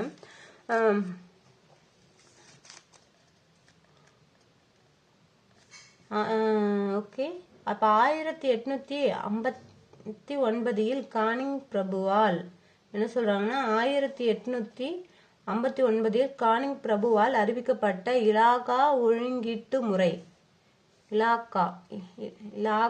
ஒழுங்கீட்டு முறையினை இந்த கவுன்சில் சட்டம் 1861 படி மிகவும் துல்லியமாக நடைமுறைப்படுத்தப்பட்டது சொல்றாங்க. ஓகே. நெக்ஸ்ட் இந்திய கவுன்சில் சட்டத்தின்படி 1861 அரசாங்க பணிகளில் இடஒதுக்கீடு முறை அறிமுகப்படுது. இடஒதுக்கீடு எப்படி பண்ணணும்ட்டு அறிமுகப்படுத்தினாங்க சொல்றாங்க. நெக்ஸ்ட் சட்டமன்ற கவுன்சிலில் 3 இந்தியர்களை கானிங்ஸ் பிரபு நியமித்தார். என்ன சொல்றாங்கன்னா இந்த சட்டமன்றத்துல வந்து சட்டமன்ற கவுன்சில் வந்து 3 இந்தியர்கள் நியமித்தனர். அந்த 3 இந்தியர்கள் யாருன்னா ஃபர்ஸ்ட் யார சொல்றாங்கன்னா சர் தினகர் ராவ், சர் தினகர் ராவ், ரெண்டாவது வந்து பனாரஸ் அரசர், மூணாவது வந்து பாண்டியாலா அரசர், பாண்டியார அரசர். ஓகே, நெக்ஸ்ட் என்ன சட்டம் பார்க்க போறோம்னா இந்திய கவுன்சில் சட்டம் 1892ல 1892ஆம் ஆண்டு இயற்றப்பட்ட கவுன்சில் சட்டம் இந்திய காங்கிரஸ் என்ன சொல்றாங்கன்னா இந்திய தேசிய காங்கிரஸுக்கு கிடைத்த முதல் வெற்றி ஆகும் சொல்றாங்க. இந்திய காங்கிரஸ் கிடைச்ச முதல் வெற்றி எந்த சட்டத்தை சொல்றாங்கன்னா இந்திய கவுன்சில் சட்டம் 1892. மத்திய சட்டமன்றத்தில் கூடுதல் உறுப்பினர்களின் எண்ணிக்கையானது குறைந்தது 10 எனவும் அதிகபட்சமாக 16 எனவும் அதிக இதுக்கு முன்னாடி என்ன பார்த்தோம் 6 to 12 உறுப்பினர்கள் சொல்லியிருந்தாங்க. ஆனா வந்து இங்க இன்க்ரீஸ் பண்ணிருக்காங்க 10 to 16 உறுப்பினர்கள் சட்டமன்றத்தில் கூடுதலாக உறுப்பினர் எண்ணிக்கை ஜாயினிங். அரசின் வரவு செலவு அறிக்கை மற்றும் நிதி கொள்கை பற்றி விவாதிக்க மற்றும் கேள்வி கேட்க கூடுதல் உறுப்பினர்கள் அனுமதி வழங்கப்பட்டன. இந்த அரசு செலவு பண்றத வந்து அவங்க உரிமையோட செலவு பண்றத வந்து நிதி அறிக்கை எல்லாம் கேட்கறதுக்கு உரிமை இருக்கு சொல்லியிருக்காங்க. மாகாண சட்டமன்றங்களிலும் நம்ம ஸ்டேட் சொல்ற மாகாண சட்டமன்ற கூடுதல் உறுப்பினர்களின் எண்ணிக்கை அதிகரிக்கப்பட்டன. இப்ப இது மத்தியத்துல அதிகரிச்ச மாதிரி மாகாணத்துல அதிகரிச்சிருக்காங்கன்னு சொல்றாங்க. அலுவல் சாராத கூடுதல் உறுப்பினர்களை நியமனம் செய்ய மறைமுக தேர்தல் முறை அறிமுகப்படுத்தப்பட்டது. அலுவலகம் சாராத மற்ற வேலைக்கு வந்து மறைமுக தேர்தல் அறிமுகப்படுத்தப்பட்டது. இந்த நியமனங்கள் வர்த்தகம் ஜமீன்தார்கள் என்ன சொல்றாங்கன்னா வர்த்தகம் ஜமீன்தார்கள் பல்கலைக்கழகம் மன்ற அமைப்புகள் பரிந்துரையின் பேரில் முடிவு செய்யப்பட்டன சொல்றாங்க. நெக்ஸ்ட் மிண்டோ மார்லிக் சீர்திருத்தம் 1909. மிண்டோ மார்லிக் சீர்திருத்தம் 1909 இந்திய கவுன்சில் சட்டம் மிண்டோ மார்லிக் சீர்திருத்தம் என அழைக்கப்படுது. கண்டினியூ கவுன்சிலிங் இந்திய கவுன்சில் சட்டம் வந்தது 1861. ரெண்டாவது இந்திய கவுன்சில் சட்டம் 1892. அதே மாதிரி தான் சட்டம் கொண்டு வராங்க. பட் அவங்க கொண்டு வந்தவங்க பேரை மென்ஷன் பண்ணியிருக்காங்க மிண்டோ மார்லிக் சீர்திருத்தம் சொல்லிட்டு. அதை தான் 1909 வருது. இந்தியாவிற்கான அயலுறவு செயலராக மார்லிக் பிரபு என்ன சொல்றாங்கன்னா இந்தியாவுக்காக அயலுறவு ஏற்கனவே ஃபர்ஸ்ட் யாரை பார்த்தோம் ஃபர்ஸ்ட் அயலுறவு வந்து சார்லஸ் இங்க பார்த்தோம்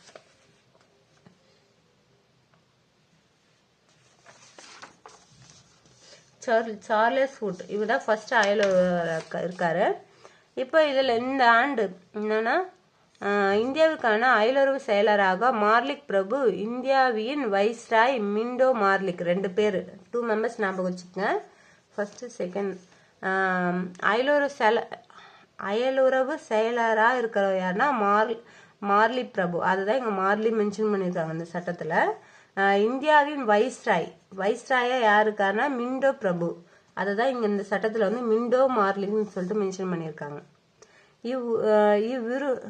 இவ்விருவரும் இந்த சட்டம் கொண்டு வர காரணமா இருந்ததால் இப்பெயர்கள் இந்த சட்டத்துக்கு வந்து இப்பெயர் இந்த கவுன்சில் சட்டம் அழைக்கப்படுது. இதனால இந்த சட்டம் வந்து இவங்களோட பெயர் வச்சு அழைக்கிறாங்க கவுன்சில் சட்டம் சொல்லாம. நெக்ஸ்ட் இச்சட்டத்தோட சிறப்புகள் என்ன பார்க்க போறோம்னா மத்திய சட்டமன்ற கூடுதல் உறுப்பினர்கள் அதிகபட்சம் 60 ஆக்கப்பட்டது. ஃபர்ஸ்ட் 6 to 12 இருந்துச்சு. அதுக்கப்புறம் 10 to 16 இருந்தது. ரெண்டாவதுல மூணாவது என்ன சொல்றாங்கன்னா 60 அதிகரிக்கப்பட்டது சொல்றாங்க. இதுல 27 நபர்கள் வந்து தேர்ந்தெடுக்கப்படாதவர்கள் சொல்றாங்க. இந்த 60ல 27 பேர் வந்து தேர்ந்தெடுக்கப்படாதவர்கள் சொல்றாங்க. அப்ப மீதி 33 பேர் வந்து தேர்ந்தெடுக்கப்பட்டவர்கள். நெக்ஸ்ட் மீதமுள்ள நியமன முறைகளும் நிரப்பப்படுவார்கள் என கூறப்பட்டது. முதல் முறையாக முஸ்லிம்களுக்காக வகுப்பு வாரி முஸ்லிம் என்ன சொல்றாங்க வகுப்பு வாரி பிரதிநிதித்துவம் கொண்டு வரப்பட்டு முஸ்லிம்களுக்கு தனி தொகுதி ஒதுக்கப்பட்டது சொல்றாங்க. பெரிய மாகாண சட்டமன்றத்தில் கூடுதல் உறுப்பினர்களின் எண்ணிக்கை 50 பெரிய மாகாண உறுப்பினர்களின் கூடுதல் உறுப்பினர்களா எவ்வளவு சொல்றாங்க 50 உயர்த்திய சட்டம் இது ஆகும் சொல்றாங்க. வரவு செலவு அறிக்கை பொதுமக்களின் நலன் குறித்த விவகாரங்கள் விவாதம் செய்யும் தீர்மானம் நிறைவேற்றும் சட்டமன்றங்களுக்கு அதிகாரம் வழங்கப்பட்டது. பொதுமக்களுக்காக வரவு செலவு இது எல்லாமே கேட்கறதுக்கு எல்லா ரைட்ஸுமே இந்த மிண்டோ மார்லிக் சீர்திருத்தத்தில் கொடுத்துருப்பாங்கன்னு சொல்லியிருக்காங்க. தலைமை ஆளுநர் நிர்வாக குழுவில் முதல் முறையாக ஒரு இந்தியர் சட்ட உறுப்பினர்கள் வந்து நியமிச்சிருப்பாங்க. எதுலன்னா தலைமை ஆளுநர் நிர்வாக குழுவில். இதுக்கு முன்னாடி ஆங்கிலேயருக்கு தான் இருந்திருப்பாங்க தலைமை ஆளுநர், அப்புறம் குழு வந்து இருந்திருப்பாங்க, ஆலோசனை குழு சொல்லிட்டு. அதுல வந்து ஃபர்ஸ்டா வந்து மிண்டோ மார்லி சீர்திருத்த சட்டத்து மூலயமா தான் வந்து ஒரு இந்தியர் வந்து இருக்காரு சொல்றாங்க. அந்த இந்தியர் யாருன்னா எஸ்பி சின்ஹா. எஸ்பி சின்ஹா இங்கிலாந்து பாராளுமன்றத்தில் பொதுமக்கள் அவையில். ஆக்சுவலா அந்த ஆலோசனை குழு யாரு? நம்ம இங்கிலாந்து டைரக்டா அவங்க கிட்ட வந்து பேச முடியும் அவங்களுக்கு எல்லாம். அப்ப பொதுமக்கள் அவையில் உறுப்பினரான இரண்டாவது இந்திய நபர் ஆவார் சொல்றாங்க. எஸ்பி சின்ஹா இங்கிலாந்து பாராளுமன்றத்தின் பொதுமக்கள் அவைகளின் உறுப்பினரான இரண்டாவது இந்திய நபர் ஆவார். முதல் இந்திய நபர் யாருன்னா தாதாபாய் நவ்ரோஜி. அந்த அவையில போயிருப்பாரு. ரெண்டாவது தான் எஸ்பி சின்ஹா. ஓகே, இங்கிலாந்தில இருந்து இந்திய கவுன்சிலில் 2 இந்தியர்கள் இடம்பெற்றிருப்பார். வந்து 2 இந்தியர்கள் இருந்திருப்பாங்க சொல்றாங்க. பம்பாய் மற்றும் சென்னை மாகாணங்களின் நிர்வாக குழு உறுப்பினர்களின் எண்ணிக்கை 2 4ஆக அதிகரிக்கப்பட்டது. எந்த சட்டத்தில்னா இந்த மிண்டோ மார்லி சீர்திருத்த சட்டத்தில் தான். தனி தொகுதி ஒதுக்கீடும் நடைமுறைகளில் இச்சட்டம் பிரதான நோக்கமாக, அதான் மெயின் நோக்கமா இருந்துச்சு, தனித்தனி தொகுதி அமைக்கிறதா பிரதான நோக்கமாக கொண்டதால் இது 1947ஆம் ஆண்டு பிரிவினைக்கு வழிவகுத்தது. எனக்கும் தனி தொகுதி வர அப்படின்னு அவங்க இந்த சட்டத்து மூலியமா எல்லாருமே முஸ்லீம் வந்து நாங்க அதிகமான மெம்பர்ஸ் இருக்கும் கேட்டதுனால நம்மளுக்கு இண்டிபெண்டன்ஸ் கொடுக்கும்போது அவங்களுக்கு தனியா நாடு கொடுக்கற ஒரு ரைட்ஸ் கொடுக்க வர காரணமா இந்த சட்டமே மிண்டோ மார்லி சீர்திருத்த சட்டம் தான். இந்த சட்டம் இங்கிலாந்து அரசாங்கம் பின்பற்றிய பிரித்தாளும் கொள்கை உச்சபட்சமாக பார்க்கப்பட்டது சொல்றாங்க. நெக்ஸ்ட் மாண்டேகு சென்ஸ்போர்ட் சீர்திருத்த சட்டம் 1919 பார்ப்போம். இந்தியாவிற்கான பிரிட்டிஷ் வெளியுறவு அமைச்சர் ஹெட்வின் மாண்டேகு. ஆக்சுவலாக ஏன் இந்த மாண்டேகுன்னு வந்ததுன்னா வெளியுறவுத்துறை. ஆக்சுவலாக நம்ம பார்த்தா மார்லிக்கு வெளியுறவுத்துறை, இவர் வைஸ்ராய். ஓகேவா? அதேமாரி இந்த வெளியுறவுத்துறையான ஹெட்வின் மாண்டேகுவும் அரச பிரதிநிதியாக செம்ஸ்போர்ட், இவர் வந்து வைஸ்ராய். செம்ஸ்போர்ட்டும் இந்தியாவின் அரசியல் மாற்றங்களை அறிவித்தனர். இந்தியாவுக்கு வர வேண்டிய அரசியல் மாற்றத்தை வந்து அறிவிச்சாங்க. மாண்டேகு சென்ஸ்போர்ட் சீர்திருத்தம். அதனாலதான் இந்த சட்டம் வந்து மாண்டேகு சென்ஸ்போர்ட் சீர்திருத்தம் அல்லது 1919ஆம் ஆண்டு இந்தியா கவுன்சில் சட்டம் என்று அழைக்கப்பட்டது சொல்றாங்க. ஓகே, 2 பேர் இந்தியா கவுன்சில் சட்டம் 1919, அப்படி இல்லைன்னா மாண்டேகு சென்ஸ்போர்ட் சீர்திருத்தம். இதுவும் இந்தியா கவுன்சில் சட்டமும் சொல்லுவாங்க, ஒன்று மிண்டோ மார்லி சீர்திருத்தமும் சொல்லுவாங்க. ஓகேங்களா? நெக்ஸ்ட், இந்த சட்டம் ஏமாற்றத்தையும் அதிருப்தியையும் அளிப்பதாக காங்கிரஸ் தெரிவித்தது. இந்த 1919 வந்துள்ள மிண்டேகு சென்ஸ்போர்ட் இது ஏமாற்றத்தையும் அதிருப்தியும் எங்களுக்கு தந்து சொல்லிட்டு காங்கிரஸ் சொல்றாங்க. இதோட சிறப்புகள் என்ன சொல்றாங்கன்னா, ஒதுக்கப்பட்ட துறைகள் சொல்லியிருக்காங்க. படிக்கிறேன். மாகாண சட்டப்பேரவையில் பெரும்பாலான தேர்ந்தெடுக்கப்பட்டவர்களிலும் விரிவுபடுத்த இச்சட்ட வகை செய்தது. 2 ஆட்சியின் கீழ் மாகாண அரசுகளும் நிர்வகிப்பதில் அதிக பங்கு வழங்கப்பட்டது. சட்டம் ஒழுங்கு, நிதி போன்ற முக்கியமான துறைகள் ஆங்கிலேயர்களின் சட்ட ஒழுங்கும் நிதியும் போன்ற முக்கியமான துறைகள் வந்து ஆங்கிலேயர் வந்து ஒதுக்கிக்கிட்டாங்க சொல்றாங்க. செயல்பாட்டில் அவர்கள் அனைவரும் ஆளுநரின் நேரடி கட்டுப்பாட்டின் கீழ் வந்தனர் சொல்றாங்க. ஒதுக்கப்பட்ட துறை சொல்லிட்டு அவங்களாம் வந்து ஒதுக்கப்பட்ட, இப்ப இந்த இது வந்து ஒதுக்கப்பட்ட துறை என அழைக்கப்பட்டது. யாருன்னா இந்த ஆங்கிலேயருக்கு வச்சுக்கினாங்க இல்லையா, சட்ட ஒழுங்கு, நிதி போன்ற இந்த துறைகள்லாம் தான். அதுல என்னென்ன அது வந்துச்சுன்னா, காவல்துறை, சிறைச்சாலை, நில வருவாய், நீர்ப்பாசனம், நிதித்துறை, பாதுகாப்புத்துறை. இதுல வந்து ஒழுங்குமுறை ஒதுக்கப்பட்ட துறை சொல்றாங்க, ஆங்கிலேயர் கீழே வந்தது. நெக்ஸ்ட், சுகாதாரம், கல்வி, உள்துறை போன்ற இதர துறைகளின் இந்திய பிரதிநிதி நல்லா ஞாபகம் வச்சுக்கோங்க. இந்திய பிரதிநிதி இவங்களுக்கு வந்து என்ன சொல்றாங்கன்னா, மாற்றப்பட்ட துறைகள் சொல்லிட்டு சொல்றாங்க. இத்துறைகள் அனைத்தும் மாற்றப்பட்ட துறைகள் என அழைக்கப்பட்டன. ஆங்கிலோ இந்தியர்கள், சீக்கியர்கள், கிறிஸ்துவர்கள் தனி தொகுதி வழங்கப்பட்டன. ஆங்கிலோ இந்தியாவுக்கும் தனி தொகுதி, சீக்கியருக்கு தனி தொகுதி, கிறிஸ்துவருக்கு தனி தொகுதி சொல்றாங்க. இப்போ இந்த மாற்றப்பட்ட துறைகள் எல்லாமே இந்தியர்களுக்கு வழங்கப்பட்டது. என்னென்ன துறைனா கல்வி, பொதுப்பணி, உள்ளாட்சி, பொது சுகாதாரம், துப்புரவு, வனங்கள், வேளாண்மை, தொழில்கள், மீன்வளம். இதில் என்ன சொல்கிறாங்கன்னா அன்னி பெசன்ட் அம்மையார் இந்த சட்டத்தை என்ன சொல்கிறாங்கன்னா, இச்சட்டத்தை ஆங்கிலேய அரசு வெளியிட்டது ஆங்கிலேயர்களின் பெருந்தன்மையற்ற, என்னன்னா மனசாட்சி இல்லாமல் தான் சொல்கிறாங்க, பெருந்தன்மையற்ற செயல், அதனை ஏற்றுக்கொள்வது இந்தியர்களுக்கு மதிப்புடையது ஆகாது, உங்களுக்குலாம் மதிப்பாக இருக்காது சொல்லிட்டு சொல்லியிருக்காங்க. யாருன்னா அன்னி பெசன்ட் அம்மையார். நெக்ஸ்ட்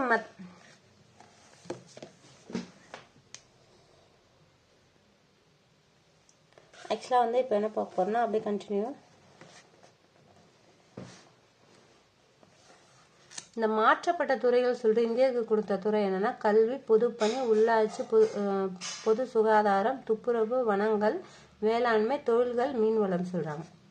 இப்போ அன்னி பெசன்ட் அம்மையா இவங்க மனசாட்சி இல்லாமல் என்ன சொல்கிறாங்கன்னா, மனசாட்சி இல்லாமல் நீங்கள் இதை கொடுத்துருக்கீங்க, இது இந்தியர்கள் ஏற்றுக்கவே கூடாது சொல்லிட்டு சொல்லியிருக்காங்க.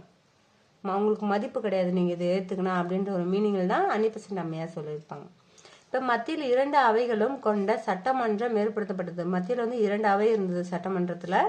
அவை மாநில அவை, சட்டப்பேரவை. மாநில அவை, சட்டப்பேரவை சொல்லியிருப்பாங்க. மாநில அவை குடியரசுத் தலைவர்லாம் நம்ம சொல்லுவோம் இல்லையா, நியமன உறுப்பினர்கள். இவங்க மக்களால் தேர்ந்தெடுக்கப்பட்டவங்க தான் இந்த மக்களவை. என்னது ராஜ்சபா, லோக்சபா. இது லோக்சபா தான் பேரவை, ராஜ்சபா தான் மக்களவை சொல்லுவாங்க. மக்களவைனா ராஜ்சபா, சட்டப்பேரவைனா லோக்சபா, மக்களவை சொல்லுவாங்க. ஓகேங்களா? இப்போ மத்திய சட்டப்பேரவையில் இருந்து 144 மொத்த உறுப்பினர்களில் 41 உறுப்பினர்கள் நியமன உறுப்பினர்கள் சொல்றாங்க. 140 பேர்ல 141 பேர் நியமன உறுப்பினர்கள். ஓகேங்களா? மாநிலவை என அழைக்கப்படும் சட்ட மேலவை மொத்தம் இருந்த அவை மொத்த உறுப்பினர்கள் 60 உறுப்பினர்கள் சொல்றாங்க. அதுல 26 உறுப்பினர் நியமனம். இதுல 144ல 41 உறுப்பினர் நியமன உறுப்பினர்கள். இந்த 60 உறுப்பினர்கள் 26 உறுப்பினர்கள் நியமன உறுப்பினர்கள் சொல்றாங்க மக்களவையில. இந்தியாவின் அயலுறவு செயலர் அல்லது அவரது உதவியாளர்களின் ஊதியம் இனி பிரிட்டிஷ் வருவாயில் இருந்து அளிக்கப்படும் என குறிப்பிடப்பட்டது. இந்த என்ன சட்டம்னா மாண்டேகி சீர்திருத்த சட்டத்துல இந்த அயலுறவு செயலர் என்ன சொல்றாங்கன்னா, அயலுறவு செயலருக்கு இந்திய அரசு நிதியில கொடுக்க முடியாது, பிரிட்டிஷ் வருவாயில இருந்து அளிக்கப்படும் சொல்லிட்டு இந்த சட்டத்துல சொல்றாங்க. ஓகேங்களா? நெக்ஸ்ட் லண்டனில் இந்தியாவிற்கான உயர் ஆணையர், லண்டன்ல இந்தியாவுக்காக ஒரு உயர் ஆணையர், தூதர். இப்ப அயலுறவு செயலர் இங்கிலாந்துக்கு இருந்தாங்க இல்லையா, அதே மாதிரி இந்தியருக்கு லண்டன்ல ஒரு தூதர் ஒருவர் நியமிக்கப்பட்டாங்க சொல்றாங்க. இந்தியருக்காக ஒரு தூதர் எங்கன்னா லண்டன்ல. ஓகே. முதலாக தேர்தல் ஆணையம் அமைக்கப்பட்டு நேரடி தேர்தல் முறை நடைமுறைகளுக்கு கொண்டு வரப்பட்டது. என்னன்னா சென்ஸ்போர்ட் இந்த சட்டத்தில் தான். நேரடி தேர்தல் முறையில் கல்வி, வரி, சொத்துரிமை அடிப்படையில் சில குறிப்பிட்ட மக்களுக்கு மட்டும், எல்லாருக்கும் வாக்களிக்க உரிமை கொடுக்கல. கல்வி தகுதி, வரி செலுத்துறவங்களுக்கு, சொத்து அதிகமாக வச்சிருக்கவங்க மட்டும்தான் அப்ப வாக்குரிமை கொடுக்கப்பட்டது.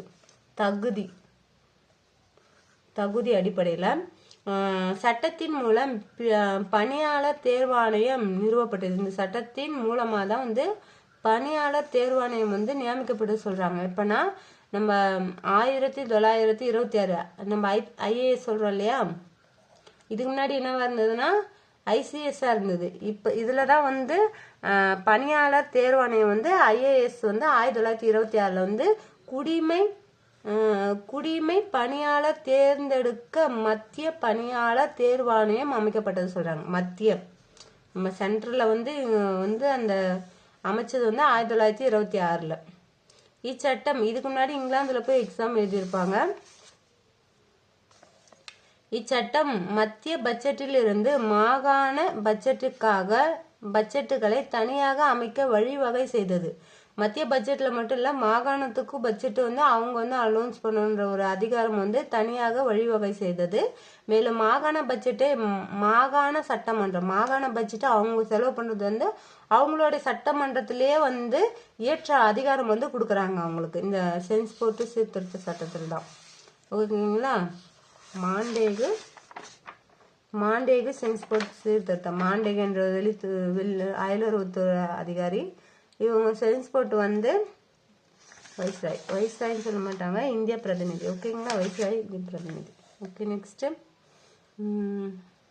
10 ஆண்டு சட்ட அமலாக்கத்திற்கு பிறகு இதன் செயல்பாடுகளை ஆய்வு செய்ய அறிக்கை வழங்க வேண்டும் என 10 ஆண்டு சட்ட அமலாக்கத்திற்கு அப்புறம் இது வந்து ஆய்வு செஞ்சுட்டு அறிக்கை வந்து வழங்க வேண்டும் சொல்லியிருக்காங்க. நெக்ஸ்ட் ரொம்ப ரொம்ப இம்பார்ட்டன்ட், இந்திய அரசு சட்டம் 1935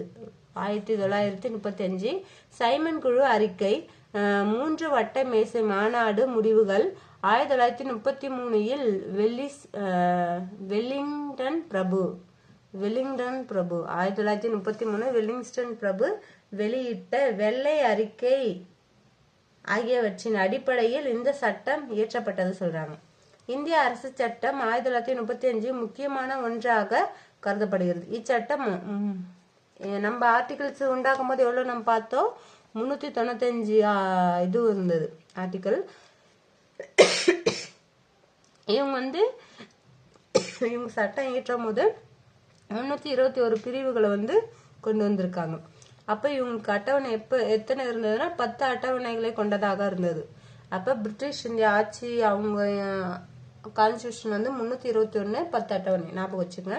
இதோட சிறப்பு அம்சம், இந்திய அரசு சட்டத்துல வந்து என்ன சிறப்புனா, பிரிட்டிஷ் இந்தியாவில் இருந்து சுதேசி அரசுகள் மற்றும் மாகாணங்கள் அடங்கிய கூட்டாட்சி ஒன்றினை மத்திய உருவாக்க இச்சட்டம் வழிவகுத்தது. பிரிட்டிஷ் இந்தியாவிலிருந்து சுதேசி அரசுகளும் மாகாணம்னா இப்ப இருக்கிறது இல்லையா ஸ்டேட் உள்ள அங்க இருக்க ஆட்சி சிஎம் அவங்களோட இது கண்ட்ரோலும், சுதேசி அரசுன்னா மன்னர் ஆட்சிகளும் சில இருந்திருக்கும் அப்ப ஒரு 500 மேல. அது வந்து டைரக்டா சென்ட்ரல் கண்ட்ரோல்ல வந்து பிரிட்டிஷ் இந்தியாவிலிருந்து ஒன்றினை மத்திய உருவாக்க இச்சட்டம் வழிவகுத்தது ஒன்னா. ஓகேங்களா? அப்படி அமைஞ்சதுனாலதான் இப்ப வந்து இந்தியா சொல்லிட்டு எல்லா மாகாணத்தையும் ஜவஹர்லால் நேரு எல்லாருமே சேர்ந்து அரசியலமைப்பு கான்ஸ்டியூஷன் உருவாக்கி எல்லாம் ஒன்னா ஒரே இந்தியாவா ஆயிருக்கும். ஆனா அதுல முஸ்லீம் மட்டும் பிரிஞ்சதுனால அவங்க பாகிஸ்தான் சொல்லிட்டு மாறி இருக்கு தனி கண்ட்ரியா. ஓகேங்களா? மத்திய அரசின் அதிகாரங்கள் 3 பட்டியலாக பிரிக்கப்பட்டனர். இந்த சட்டத்துல என்னென்ன சொல்றாங்கன்னா, அது மத்திய கூட்டாட்சி பட்டியல். மத்திய கூட்டாட்சினா எல்லாமே சேர்ந்து அது வந்து 59 துறைகள் இருந்தது சொல்றாங்க. ஓகேங்களா? மாகாண பட்டியல் வந்து 54 துறைகள் சொல்றாங்க. பொது பட்டியல்ல வந்து 36 துறைகள் சொல்றாங்க. மத்திய பட்டியல்ல வந்து கூட்டாட்சியில வந்து 59, மாகாண பட்டியல்ல 54, பொது பட்டியல்ல 36. நெக்ஸ்ட் மத்தியில் இரட்டை ஆட்சி கொண்டு வரப்பட்டது. மத்தியில வந்து 2 ஆட்சி, நம்ம மாகாணத்திலயும் மத்தியில இருந்தே அதான் 2 ஆட்சி சொல்றாங்க. ஒதுக்கப்பட்ட துறைகள் அனைத்தும் தலைமை ஆளுநர். இந்த இரட்டை ஆட்சின்ற மீனிங் என்னன்னா, ஒதுக்கப்பட்ட துறை மாற்றப்பட்ட துறை சொல்லியிருப்பாங்க, அததான் இரட்டை ஆட்சி சொல்றாங்க. மற்றும் அவரது நிர்வாக குழுவின் கட்டுப்பாட்டில் இருந்த இந்த பிரிட்டிஷ் ஆளுநருடைய கட்டுப்பாட்டில் இருந்த நிர்வாக குழுவின் மாற்றப்பட்ட துறைகளும் அனைத்து அமைச்சரின் பொறுப்பில் விடப்பட்டன சொல்றாங்க. என்னதான் அவங்க சட்டமன்றம் எல்லாமே கொடுத்தாலும் அவங்க கட்டுப்பாட்டில் தான் சில இருந்தது சொல்றாங்க. அனைத்து மாகாணங்களிலும் இரட்டை ஆட்சி ஒழிக்கப்பட்டு மாகாண சுய ஆட்சி அறிமுகப்படுத்தப்படுது. இரட்டை ஆட்சி இல்லாம அங்க வந்து மாகாண சுய ஆட்சி, அவங்களுக்கு தேவையான சட்டம் வந்து மாகாணமே ஏற்றுக்கொள்ள அனுமதிச்சு சொல்றாங்க. சென்னை, பம்பாய், பீகார், வங்காளம், அசாம் மற்றும் ஒருங்கிணைந்த மாகாணம் போன்ற 6 மாகாணங்கள். 6 மாகாணம் எதுனா ஃபர்ஸ்ட் சென்னை, பம்பாய், பீகார், வங்காளம், அசாம் மற்றும் ஒருங்கிணைந்த போன்ற 6 மாகாணங்களையும் கொண்ட சட்டமன்றம் ஏற்படுத்தப்பட்டன. ஒரு தலைமை நீதிபதி 6 நீதிபதிகளை கொண்ட கூட்டாட்சி நீதிமன்றங்கள் சொல்றாங்க. ஒரு தலைமை நீதிபதி 6 நீதிபதிகள் பிளஸ் 6 நீதிபதிகள் கொண்ட கூட்டாட்சி நீதிமன்றங்களை டெல்லியில் நிறுவப்பட்டன. எந்த ஆண்டுனா 1937 1ஆம் மாசம் ஏப்ரல் 1ஆம் தேதி வந்து 1937 வந்து நிறுவப்பட்டது சொல்றாங்க. இதன் மூலமா தலைமை நீதிபதி யாருன்னா சர் மௌரிஸ் கியாஸ். இதுக்கு முன்னாடி யாரு பார்த்தோம்? தலைமை நீதிபதி இம்பேல் பார்த்திருப்போம். ஃபர்ஸ்ட் பேஜ்ல இருக்கு இம்பேல். இதோ பார்த்திலே சர் ஹெலிஜா இங்க ஃபர்ஸ்ட் உச்ச நீதிமன்றத்துல யாரு இருந்தாங்கன்னா சர் ஹெலிஜா இம்பே தலைமை நீதிபதி. அதுக்கப்புறம் யாரு என்ன சொல்றாங்கன்னா முதல் தலைமை நீதிபதி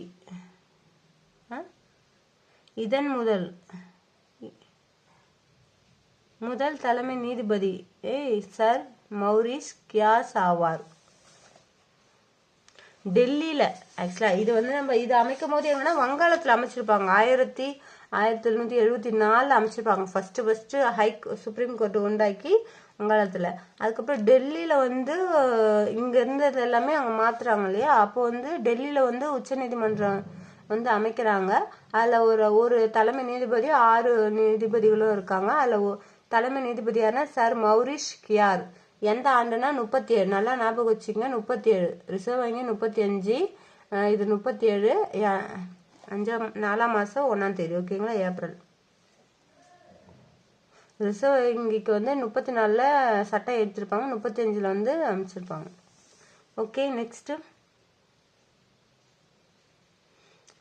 அதுவும் வங்காளத்தில் தான் மாத்திருப்பாங்கன்னு நினைக்கிறேன். ஓகே, நெக்ஸ்ட் பார்ப்போம். தாழ்த்தப்பட்ட வகுப்பினர், பெண்கள் மற்றும் தொழிலாளர்கள் என்றவாறு வகை பிரிக்கப்பட்டு என்ன சொல்றாங்கன்னா வகை பிரிக்கப்பட்டு வகுப்புவாரி பிரதிநிதித்துவ கொள்கை அறிமுகப்படுத்தின. வகுப்பா பிரிக்கிறாங்க ஒவ்வொரு கேட்டகரியா. அதில் தாழ்த்தப்பட்ட வகுப்பினர் சொல்லிட்டு பிரிக்கிறாங்க, பெண்கள் அப்புறம் தொழிலாளர்கள் சொல்லிட்டு பிரிக்கிறாங்க. பிரிச்சுட்டு அது வகுப்புவாதி பிரதிநிதிகளை அறிமுகப்படுத்துறாங்க. மொத்த மக்கள் தொகையில வந்து 10% மக்களுக்கு வாக்குரிமை. மொத்த மக்கள்லயே வந்து ஒரு 10% மெம்பர்ஸ்க்கு மட்டும்தான் வாக்கே கொடுக்குறாங்க. 10% மெம்பர்ஸ் தான் வாக்கு. ஓகே, இச்சட்டத்தின் 1 ஏப்ரல் 1935 மத்திய ரிசர்வ் வங்கி இதை கொடுத்துட்டாங்க. சேம் மந்த் சேம் டே தான். ஆனா வந்து நீங்க ஞாபகம் வச்சுக்கோங்க, ரிசர்வ் வங்கி 35, நம்மளுக்கு உச்ச நீதிமன்றம் டெல்லியில வந்து 37 ஞாபகம் வச்சுக்கணும். இது 35, அது 37. ரிசர்வ் வங்கி அமைக்க வழிவகை செய்தது. 1935ஆம் ஆண்டு அரசு சட்டத்தின் மறுபதிவு தான் இன்றைய இந்திய அரசியலமைப்பு சட்டமாகும். இந்த அரசு சட்டத்தோட மறுபதிவு தான் என்ன சொல்றாங்கன்னா இந்திய அரசியலமைப்பு சட்டம். நம்மளுக்கு இன்னைக்கு இருக்க இந்திய அரசியலமைப்பு சட்டம் மறுபதிவு சொல்றாங்க. இந்த சட்டத்தின்படி பர்மாவானது இந்தியாவில் இருந்து பிரிக்கப்பட்டது. இந்த இந்திய அரசு சட்டத்து மூலயமா தான் வந்து பர்மா வந்து இந்தியாவில இருந்து பிரிக்கப்பட்டது சொல்றாங்க. பர்மா வந்து நீக்கிறாங்க மீன்ஸ் ஷார்ட்டா எழுதிக்கிறேன் பர்மா. ஓகே, பல குறைபாடுகள் இச்சட்டத்தில் காணப்பட்டாலும் 1935 ஆண்டு இந்திய அரசு சட்டம் பிரிட்டிஷ் இந்தியாவின் மாபெரும் ஆக்கப்பூர்வமான இறுதி சாசனம் ஆகும் சொல்றாங்க. நெக்ஸ்ட் லாஸ்ட் ஒன்னு. இப்ப இந்திய விடுதலை சட்டம் 1947 பிப்ரவரி 20 அன்றைய பிரிட்டிஷ் பிரதமர் கிளைமண்ட் ஹட்லி இங்கிலாந்துல வந்து பிரதமரா யாருக்காருன்னா கிளைமண்ட் ஹட்லி வந்து வெளியிட்ட ஒரு அறிக்கை தான் சொல்றாங்க. எந்த தேதினா பிப்ரவரி 20, 1947 வெளியிட்ட அறிக்கையில் 1948 ஜூன் 30 என்ன சொல்றாங்கன்னா இந்த தேதியில அறிக்கையை வெளியிடுறாரு. 1947 பிப்ரவரி 20 வெளியிடுறாரு. எப்பன்னா இன்னும் ஒரு வருஷம் கழிச்சு உங்களுக்கு ஜூன் 30க்குள்ள 1948 ஜூன் 30க்குள்ள வந்து இந்த தேதிக்குள்ள வந்து உங்களுக்கு பிரிட்டிஷ் ஆட்சி வந்து முடிவுக்கு வந்துடும். இந்தியாவால் மட்டும் இந்தியாவே கண்ட்ரோல் பண்ணுவாங்க அப்படி சொல்லிட்டு. அப்ப இந்தியர்களுக்கு முழுமையான அதிகாரம் வழங்கப்படும் என அறிவித்த பின்னர் முஸ்லிம் லீக் கட்சியை சேர்ந்தவர்கள் தனிநாடு கோரிக்கை தீவிரமாக கடைபிடித்தனர். இவர் யாருன்னா கிளைமேட் அட்லி அறிவிச்ச உடனே முஸ்லீம் வந்து எங்களுக்கும் தனிநாடு வேணும், நாங்க இந்தியா கூட இருக்க மாட்டோம் அப்படி சொல்றாங்க. அட்லி அறிவிச்சது வந்து 47 பிப்ரவரி 20. அவர் எந்த ஆண்டு நாங்க சுதந்திரம் கொடுக்க சொன்னதுன்னா 1948 ஜூன் 30. இந்தியர்களுக்கு முழுமையான ஓகே 1947 ஜூன் 3. 1900 நம்ம ஜூன்ல கொடுப்பாங்க சொன்னாங்க 48. ஆனா இவங்க என்ன பண்ணிடுறாங்கன்னா 1947 ஜூன் 3 வந்து மவுண்ட் பேட்டன் பிரபு இந்திய என்ன சொல்றாங்கன்னா மவுண்ட் பேட்டன் பிரபு இந்திய பிரிவினை திட்டத்தை அறிவித்தார். இந்தியாவுடைய பிரிவினை திட்டத்தை அறிவித்தவர் யாரு? ரொம்ப இம்பார்ட்டன்ட், மவுண்ட் பேட்டன் பிரபு. ஓகே,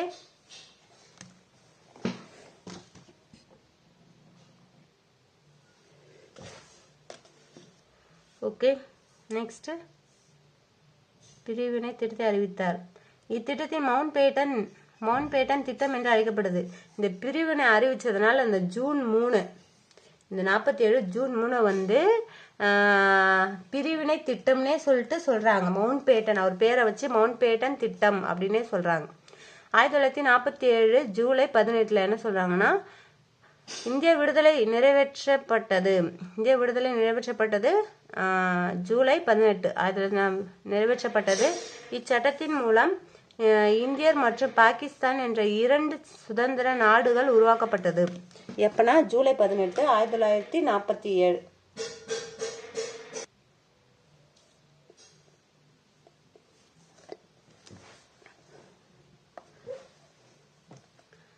ஓகேங்களா? இப்போ எங்க விட்டேன்? ஓகே, இப்போ நெக்ஸ்ட் இதோட சிறப்பு என்ன சொல்றாங்கன்னா இந்திய விடுதலை சட்டத்தோட சிறப்பு என்ன சொல்றாங்கன்னா 1947 ஆகஸ்ட் 15 இந்தியாவுக்கும் 1947 ஆகஸ்ட் 14 பாகிஸ்தானுக்கும் தனி நாடுகளாக சுதந்திரம் பெற்றன சொல்றாங்க. Pakistan 14, India 15 August. ஓகே, அரசு பிரதிநிதி முறை நீக்கப்பட்டு பிரிட்டிஷ் அரசாங்கம் இனி இந்தியா மற்றும் பாகிஸ்தானுக்கு பொறுப்பு ஆகாது என அறிவிக்கப்பட்டது. இரு நாட்டின் அரசியலமைப்பு அவை அந்நாடுகளுக்கு தேவையான அரசியலமைப்பு சட்டத்தினையை உருவாக்கி கொள்ள அனுமதி வழங்கப்பட்டது. சுதந்திரமாக இரு நாடுகள் பிரிக்கப்பட்டு பின்பு சுதந்திர அரசுகள் விரும்பினால் இந்தியாவுடனும் என்னன்னா இந்த அரசர்களாம் வந்து வேணும்னா இந்தியர்களுடன் அல்லது பாகிஸ்தானுடன் வந்து இணைந்து கொள்ளலாம், இல்லையெனில் அது சுதேசி அரசுகளாகவே தொடரலாம் என கூறப்பட்டது. பஞ்சாப், வங்காளம் ஆகிய 2 மாகாணங்களில் எல்லைகளை வரையறுப்பதற்கு எல்லை வரையறுக்கும் ஆணையம் ஏற்படுத்தப்பட்டது. எங்கன்னா பஞ்சாபுக்கும், ஏன்னா வந்து நிறைய முஸ்லீம்கள் இருந்திருப்பாங்க, முஸ்லீம்கள் இந்துக்கள் கலந்துருப்பாங்க, அதனால அங்க எல்லை வந்து பிரிக்கிறதுக்கு சொல்லியிருப்பாங்க. அந்த எல்லை பிரிக்க யார் வந்திருப்பாங்கன்னா ராக்லிட் தலைமையிலான எல்லை வரையறுக்கும் ஆணையம் இந்தியா பாகிஸ்தான் எல்லையை வரையறுத்தது. இந்த ராக்லிட் என்பவர் ரொம்ப இம்பார்ட்டன்ட். இதுவும் ராக்லிட் தலைமையில் இந்த 2 சுதந்திர நாடுகளுக்கும் தனித்தனியாக கவர்னர் ஜெனரல்கள் நியமிக்கப்படுவார்கள் என்று கூறப்பட்டது. 2 பேருக்கும் தனியாக கவர்னர் நியமிக்கப்படுவாங்க சொல்றாங்க. சுதந்திர இந்தியாவின் முதல் கவர்னர் ஜெனரல் மவுண்ட் பேட்டன். சுதந்திர இந்தியாவுக்கு வந்து முதல் மவுண்ட் பேட்டன் தான் இருந்திருப்பாரு. ஏன்னா கொடுத்ததுக்கு அப்புறம் அவருக்கு ஒரு நாள் வந்திருப்பார் இல்லையா, மவுண்ட் பேட்டன்.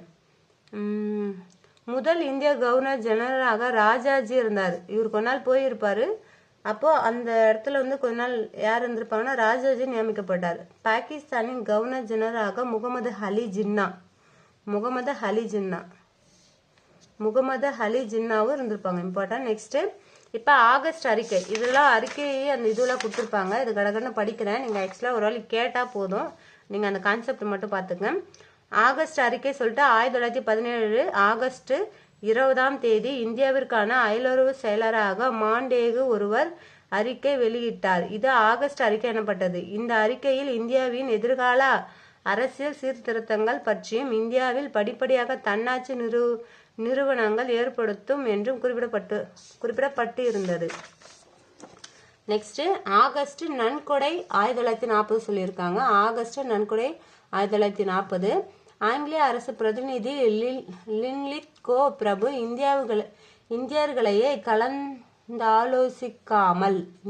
கலந்தாலோசிக்காமல் இரண்டாம் உலக போரில், யாருன்னா லின்லித் கோ பிரபு. ஓகேவா, ரொம்ப இம்பார்ட்டன்ட், ஞாபகம் வச்சுக்கங்க. ஏன்னா இவர் இப்படி பண்ணதுனால தான் நிறைய பேர் கேள்வி கேட்போம், நீங்க எப்படி கேட்காமல இந்தியர்களை அதில் அனுப்பிச்சிங்க அப்படின்னு சொல்லிட்டு பிரச்சனை உண்டாயிருக்கும்.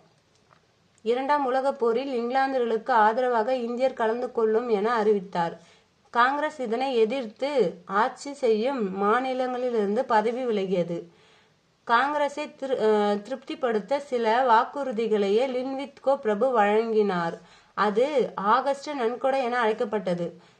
போரில் இந்தியர்களை கலந்து கொள்ள வேண்டும் அல்லது கலந்து கொண்ட பின் போர் முடிந்ததும் இந்தியாவிற்கு நிர்ணய சபை அமைக்க ஒரு குழு ஏற்படுத்தப்படும். அக்குழுவில் இந்தியர்களும் இடம் அளிப்போம் என்று வாக்குறுதிகள் வழங்கப்பட்டன. நேரு அறிக்கை சொல்லிட்டு 1928 கொடுத்துருக்காங்க, படிக்கிறேன். இதுக்கு முன்னாடி பார்த்தது ஆகஸ்ட் அறிக்கை. இப்போ நேரு அறிக்கை 1928.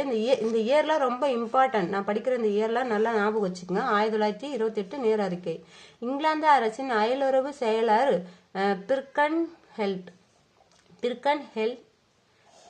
ஹெல்ட் என்பவரின் சவாலியின் பேரில் மோதிலா நேருனா ஜவஹர்லால் நேருவுடைய அப்பா தான், இவ்வறிக்கையே தயாரிக்கப்பட்டது. 1928 பிப்ரவரி 28 அனைத்து கட்சி கூட்டத்தையே காங்கிரஸ் கூட்டியது.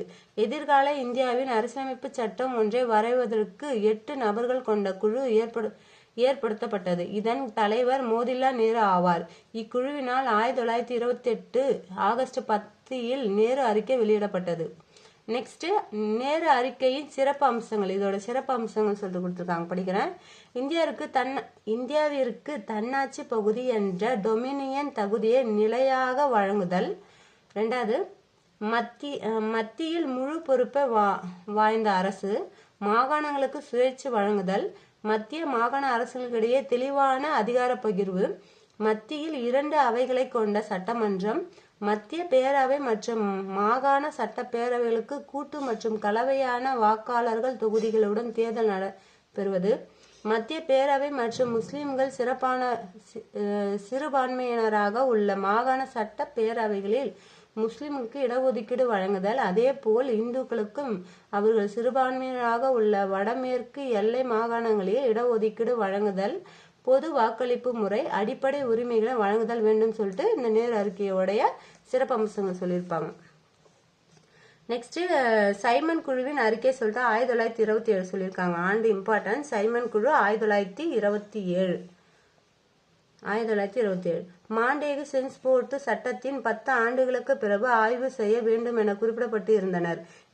இதன் காரணமாக 2 ஆண்டுகளுக்கு முன்பே 1927 நவம்பர் 8 சர் ஜான் சைமன் என்பவர் தலைமையில் ஒரு குழு ஏற்படுத்தப்பட்டது.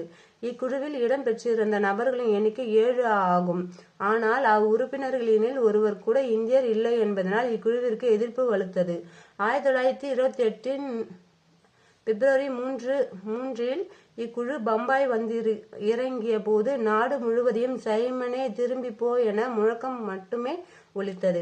1930 மே மாதம் சைமன் குழுவின் அறிக்கை வெளியிடப்பட்டது. இப்ப சைமன் குழுவின் அறிக்கை சிறப்பு சொல்லிட்டு என்ன சொல்லியிருக்காங்கன்னா, இவங்க ஒரு அறிக்கை விட்டது தான் இதோட அது என்னென்ன சொல்லியிருக்காங்கன்னா, இரட்டை ஆட்சியை நீக்க வேண்டும்.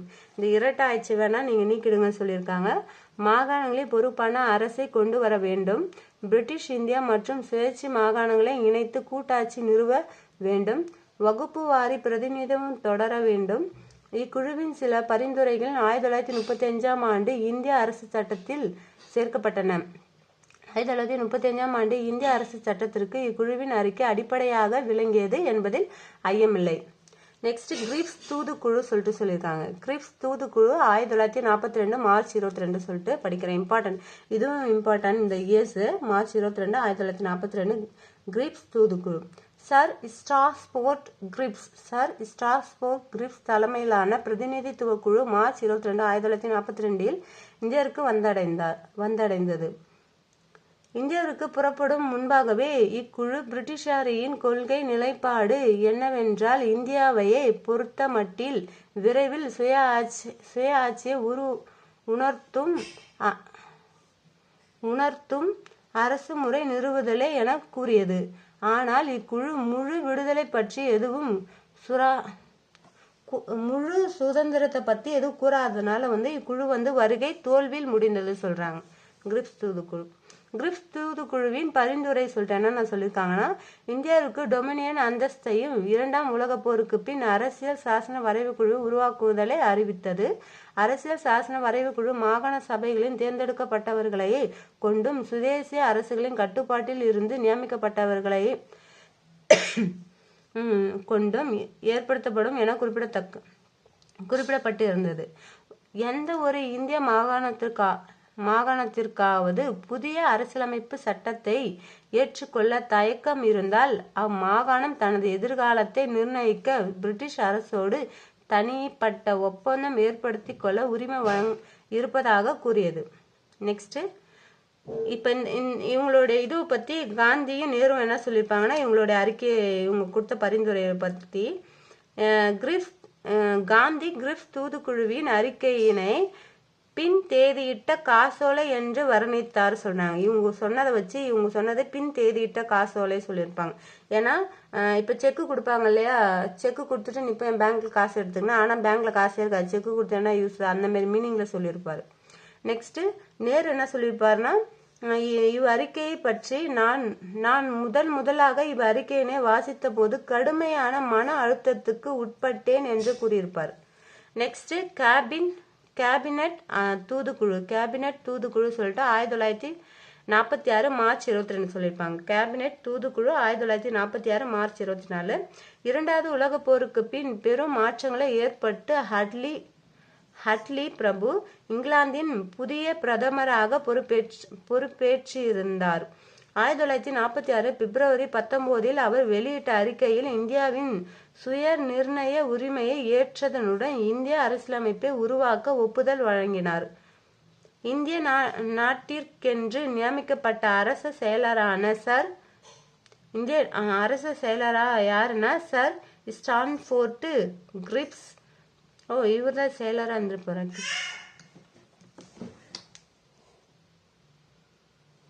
என்ன சொல்றாங்கன்னா, இந்திய நாட்டிற்கென்று நியமிக்கப்பட்ட அரசு செயலரா சார் ஸ்டான்ஃபோர்ட் கிரிப்ஸ் அப்புறம் ஏவி அலெக்சாண்டர்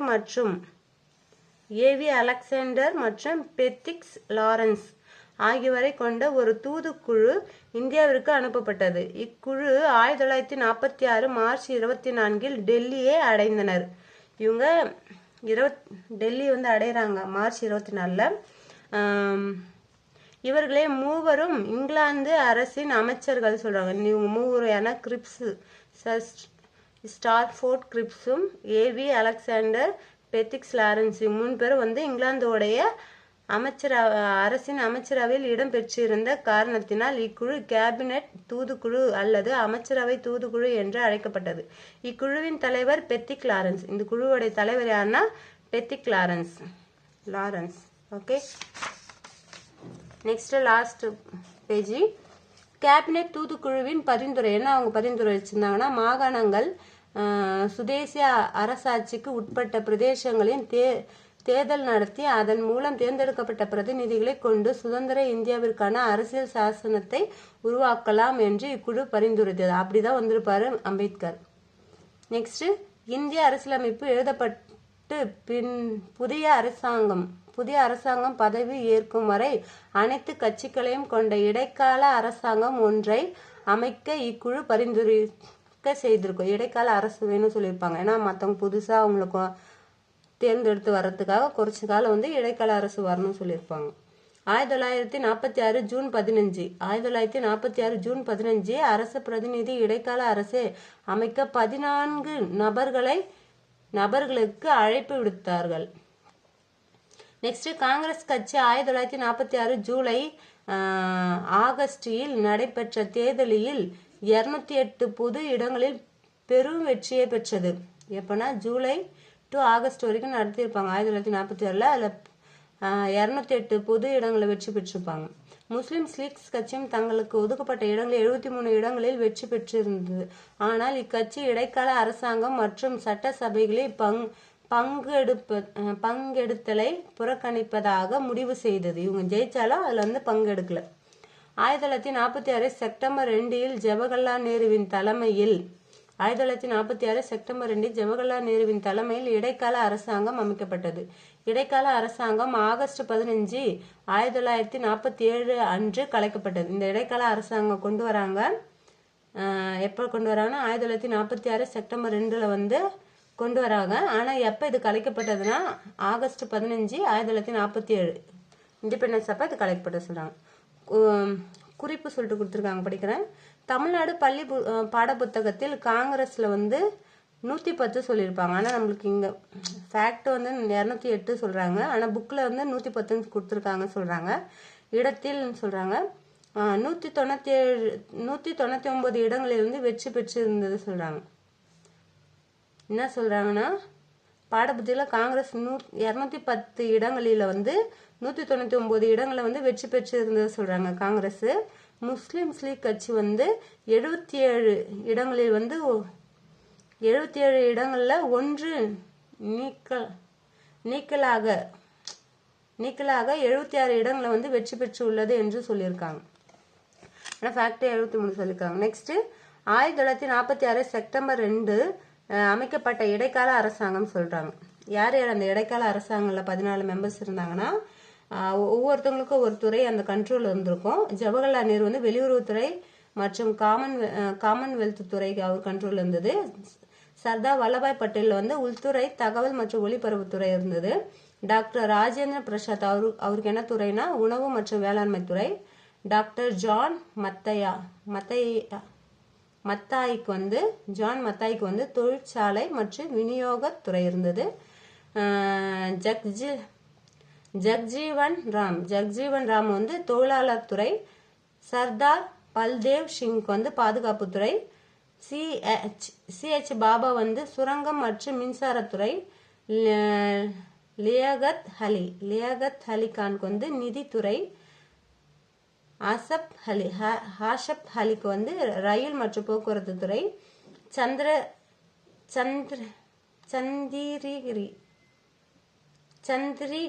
சந்திரிகர் வந்து வணிகத்துறை. காஷ்னாபர் அலிகானுக்கு வந்து சுகாதாரத்துறை. ஜோகீர்தரநாத் மண்டலுக்கு வந்து சட்டத்துறை. அப்துல் ராய் நிஸ்தார் வந்து அஞ்சல் மற்றும் வான் போக்குவரத்து துறை. ராஜாஜி தான் நம்ம ராஜகோபாலாச்சாரி கல்வி மற்றும் கலைத்துறை சொல்றாங்க. ஓகே, இந்த டாபிக் முடிஞ்சது. நெக்ஸ்ட் டாபிக் இந்தியா அரசியலமைப்பு தோற்றம் பத்தி பார்ப்போம். ஓகே, பாய், தேங்க்யூ. எல்லாரும் ஞாபகமா சப்ஸ்கிரைப் பண்ணுங்க.